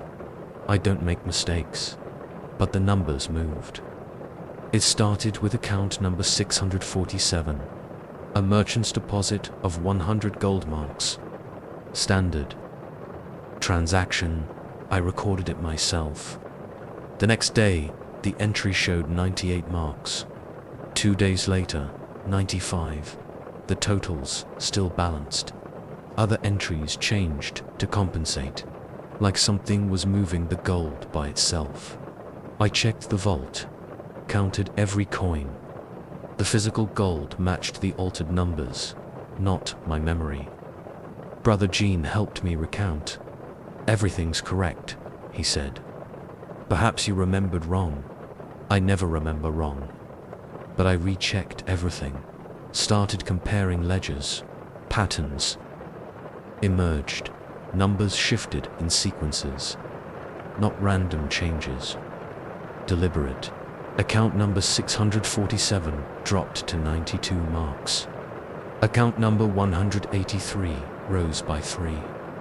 Account number 915 fell by 1. The changes formed a code, a message hidden in shifting sums. I worked through the night, broke the pattern. Each changed number corresponded to a letter. The message was in Latin. Deeper vault, older gold, true price paid. My hands shook. Nonsense. Just coincidence. Then I found the older ledgers. Records from the temple's founding. The same patterns, the same code. Going back centuries. A parallel accounting system, hidden in plain sight.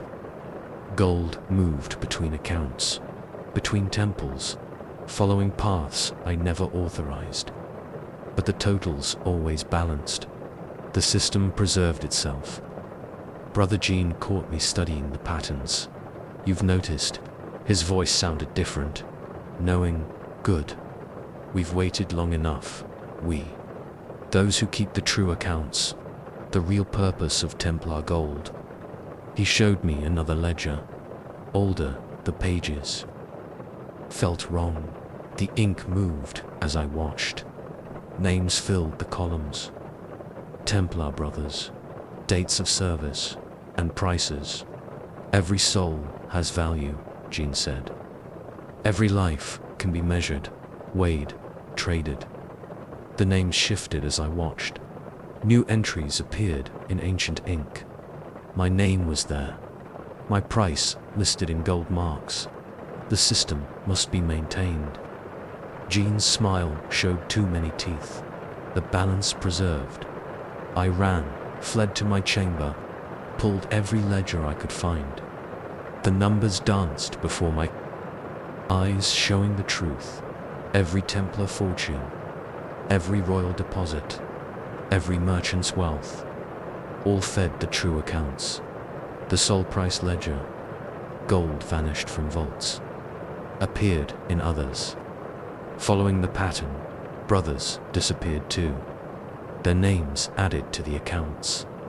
I worked frantically, traced the pattern back.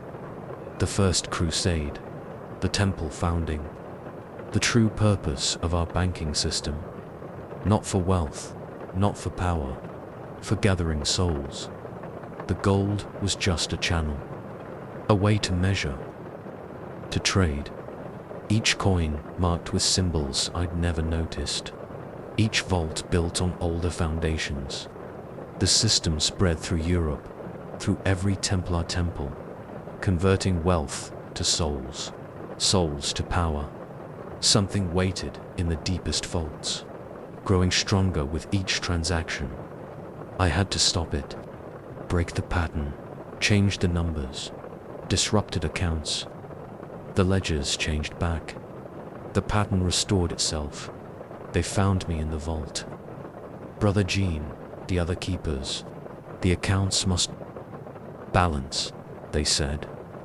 Their eyes were coins now, gold discs in human faces. Your price is set, Jean said. Time to pay. They dragged me down, past the gold vaults, past the deepest chambers, to the true treasury. I saw what waited there, what we'd been feeding, the thing that counted souls like coins. I write this warning in my last moments. The ink moves by itself now, adding my final entry to the ledger. Don't trust the numbers. Don't follow the gold. The accounts must be closed. The pattern broken before the final balance comes due. Found in a sealed vault beneath the Paris Temple, 1307. The ledgers mentioned were never located, but financial records across Europe showed impossible discrepancies. Gold vanished from sealed vaults, appeared in others without explanation. The Templar banking system collapsed soon after. Modern accountants still report strange numerical patterns in old Templar records. Numbers that shift when no one watches. Codes that drive when no one watches. Codes that drive viewers mad, the deepest. Paris vaults remain sealed. The accounts continue. The pattern spreads. Gold moves in the night. Souls weigh heavy in ancient scales. And in forgotten vaults, things still count their coins, still measure worth in flesh and spirit. The ledgers remember. The balance remains, waiting for the final audit. Addendum from Vatican Archives. All Templar financial records are sealed by papal decree. 3 accounting investigations have gone mad attempting to reconcile the books. No further audits are authorized.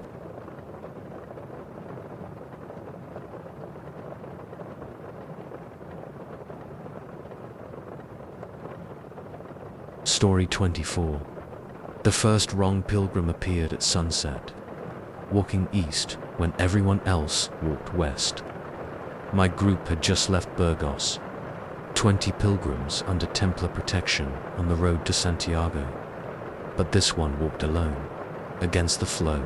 I am Brother Lucas, 10 years escorting pilgrims on the Camino.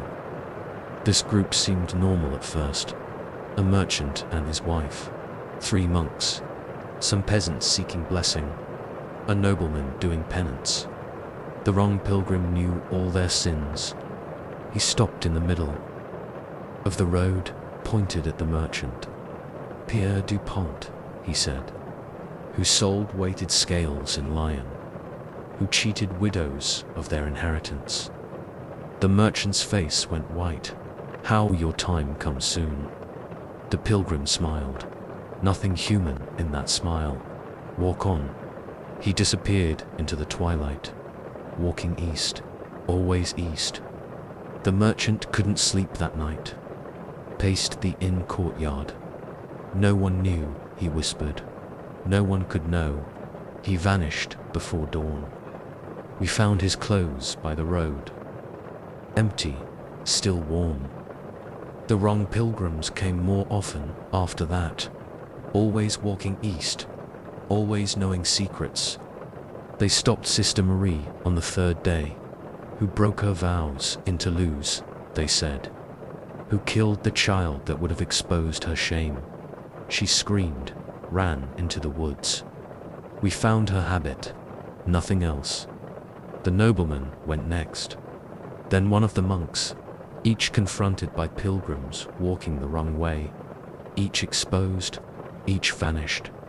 The remaining pilgrims huddled closer, Prayed louder, walked faster. But you can't outrun judgment on the Camino. I watched my group change. The ones who disappeared came back different. I saw Sister Marie in Lit Groco, walking with the wrong pilgrims, her face too smooth, her steps too steady. She named another pilgrim's sins. He vanished that night. The merchant appeared in the nobleman in Santo Domingo, all walking east, all naming sins, all wrong. My sword felt useless. Prayer brought no comfort. The wrong pilgrims knew everything, every secret, every crime. They took Brother Thomas at midnight. I heard him confess as they gathered around. Who betrayed his order, they said. Who sold Templar secrets for gold. His screams echoed across the plains. He walked with them the next day, named 3 more sinners. 3 more disappeared. I wrote to the temple commander. No reply came. Local priests crossed themselves when I asked about Eastern pilgrims, closed their doors, hung extra crosses. An old woman grabbed my arm in Burgos. They walked the path backwards, she whispered, back to where the sins were born, back to the moment of corruption. Who are they? Collectors, gatherers, taking each soul to face its crime. She showed me a manuscript, weathered vellum, ancient ink, pictures of pilgrims walking east, taking sinners back to their moments of damnation. The path goes both ways, she said. Santiago's road, the devil's road. Depends which direction you walk. I burned the manuscript. The ashes formed footprints, walking east. More pilgrims disappeared each night. More walked wrong each day. Their faces changed, became smoother, ageless, empty. They knew my sins too, whispered them as they passed. The massacre at Antioch, the stolen relics, the broken vows. Your time comes, Brother Lucas, they said. Walk with us. I barred my door at night, drew crosses everywhere, didn't help. They came at midnight, led by the merchant, his face a perfect mask now. Time to walk east. Brother, he said, time to go back. Back where? To Antioch, to the monastery, to the night you sold your soul. I saw the truth then, in his empty eyes. These weren't pilgrims. Never were.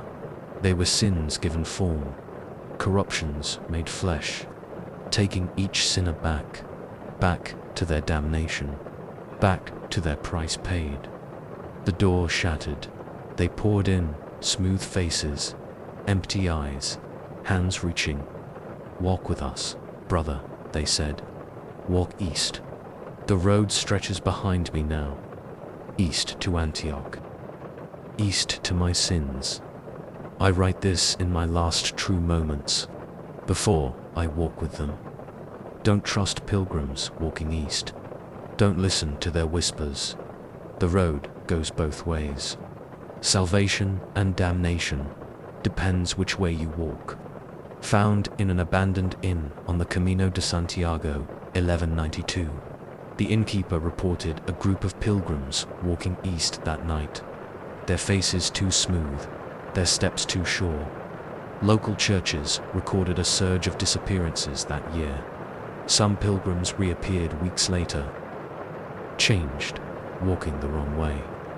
The Camino still sees Eastern pilgrims sometimes.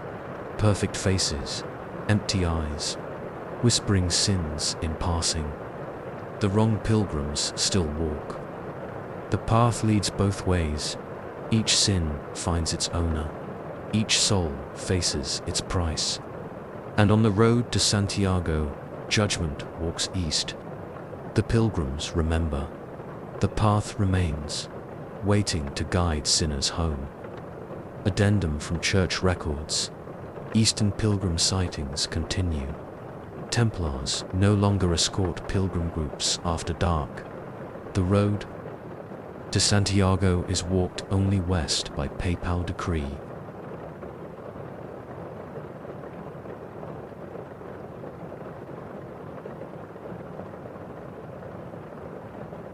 Story 25. The siege wouldn't last another week. The Cathar fortress of Montsegur would fall. My job was to save what I could from their library. I never expected to find what was hidden in those ancient scrolls. I am Brother Adrian, Chief Archivist of the Templars. The commander sent me to preserve valuable texts before the Crusaders burned everything. Take only what matters, he said. Leave the heretical writings. The first scroll changed everything. It sat at the bottom of a cedar chest. Number, markings, no seal. The parchment felt wrong, too smooth, too cold. The text began in Latin, Standard Gospel of John. Then it changed. Words shifted. Letters rearranged themselves. A different story emerged. Not about Jesus in Judea, about someone else, something else. My hands trembled as I translated. Before the Nazarene, there was another, not born of woman, not dead on any cross, the first light bringer, the true path. I should have burned it, should have reported it immediately. Instead, I kept reading. The text changed again, Hebrew now, then Aramaic, then languages I'd never seen. Each version told a different story. Each truth reshaped the world around me. The second scroll appeared the next morning. I hadn't seen it the day before. Impossible in a locked room. This one showed diagrams, star patterns, sacred geometries, wrong angles that hurt my eyes. A map of reality, but not our reality. The fortress felt different. Angles changed when I wasn't looking. Shadows fell wrong. Brother Thomas helped me catalogue the third scroll. This can't be right, he said. These dates predate creation. He disappeared that night, left his translation notes. His handwriting changed halfway through, became older. Ancient scripts I couldn't read. More scrolls appeared each day. The library grew instead of shrinking. Texts referenced each other, created new connections, new truths. Christianity wasn't the first faith, not even the 10th. Older powers waited, older gods watched. The siege continued outside, but time moved strangely in the library. I saw Brother Thomas again, walking through walls, reading impossible books. His face looked wrong. Too many angles, too many years. The truth changes you, he said. His voice echoed from centuries away. Once you see, you can't unsee. I kept translating. Couldn't stop. The Crusaders wouldn't reach us. Not in here, not in this version of Montsegur. Each scroll revealed more. Each truth reshaped reality. Jesus wasn't the first. Resurrection. Lazarus wasn't the first raising. Death had different rules then. Time flowed backwards. The library expanded. Rooms that couldn't exist. Books that wrote themselves. I found the commander's letter sending me here, dated 50 years in the future. My own journals appeared, written in hands I didn't recognize, telling futures I hadn't lived. Brother Thomas brought more scrolls, his form shifting between moments. See how it connects? His smile contained too many dimensions. All times, all truths, all here. The siege horns sounded, but they came from the past, from futures yet to happen. I saw Montsegur fall 100 times, 1,000 ways. Each scroll showed a different end, a different truth. In one, the fortress stood forever. In another, it never existed. Reality fractured. Time flowed wrong. I wrote everything down. My notes changed as I wrote them. Ink shifted. Words rearranged, showing truths I hadn't written yet. Brother Thomas walked through my walls now, his shape wrong in too many ways. Almost complete, he said. Almost ready. Ready for what? The final truth. The oldest scroll. It lay on my desk. I hadn't put it there. The parchment moved like liquid. The text flowed like time. I saw everything then. Every version of history. Every possible truth. Montségur never fell. Montségur always fell. Montségur never existed. The siege happened yesterday. The siege happens tomorrow. The siege transcends time. I write this warning now, but I've always been writing it. The scrolls contain all truths, all realities. Don't read them. Don't translate them. Reality can't handle every version of truth. Time breaks. Space folds. The library grows. The knowledge spreads. I see Brother Thomas in every shadow now. Every angle. His faces watch from impossible dimensions. The siege horns blow. From past and future, Montségur falls forever. Montségur stands eternal, and I translate on through all times. All truths, the scrolls demand it. Found in multiple versions throughout history, each copy different, each truth contradicting the others. The siege of Montségur ended in 1244, or never ended, or hasn't happened yet. The scrolls mentioned were never recovered, but translations appear sometimes, in impossible places, in impossible times. Reality shifts around them. Truth becomes fluid. The library grows. The knowledge spreads. The truth multiplies. Each scroll contains all possibilities. Each reader sees different words. And in the endless library of Montségur, every version exists. The siege continues. Time fractures. The scrolls remember. The truth remains, waiting to be read again. Addendum from Vatican Archives. Multiple versions archived. Each tells a different truth. Each changes when read. No further translations authorized. Reality must be preserved.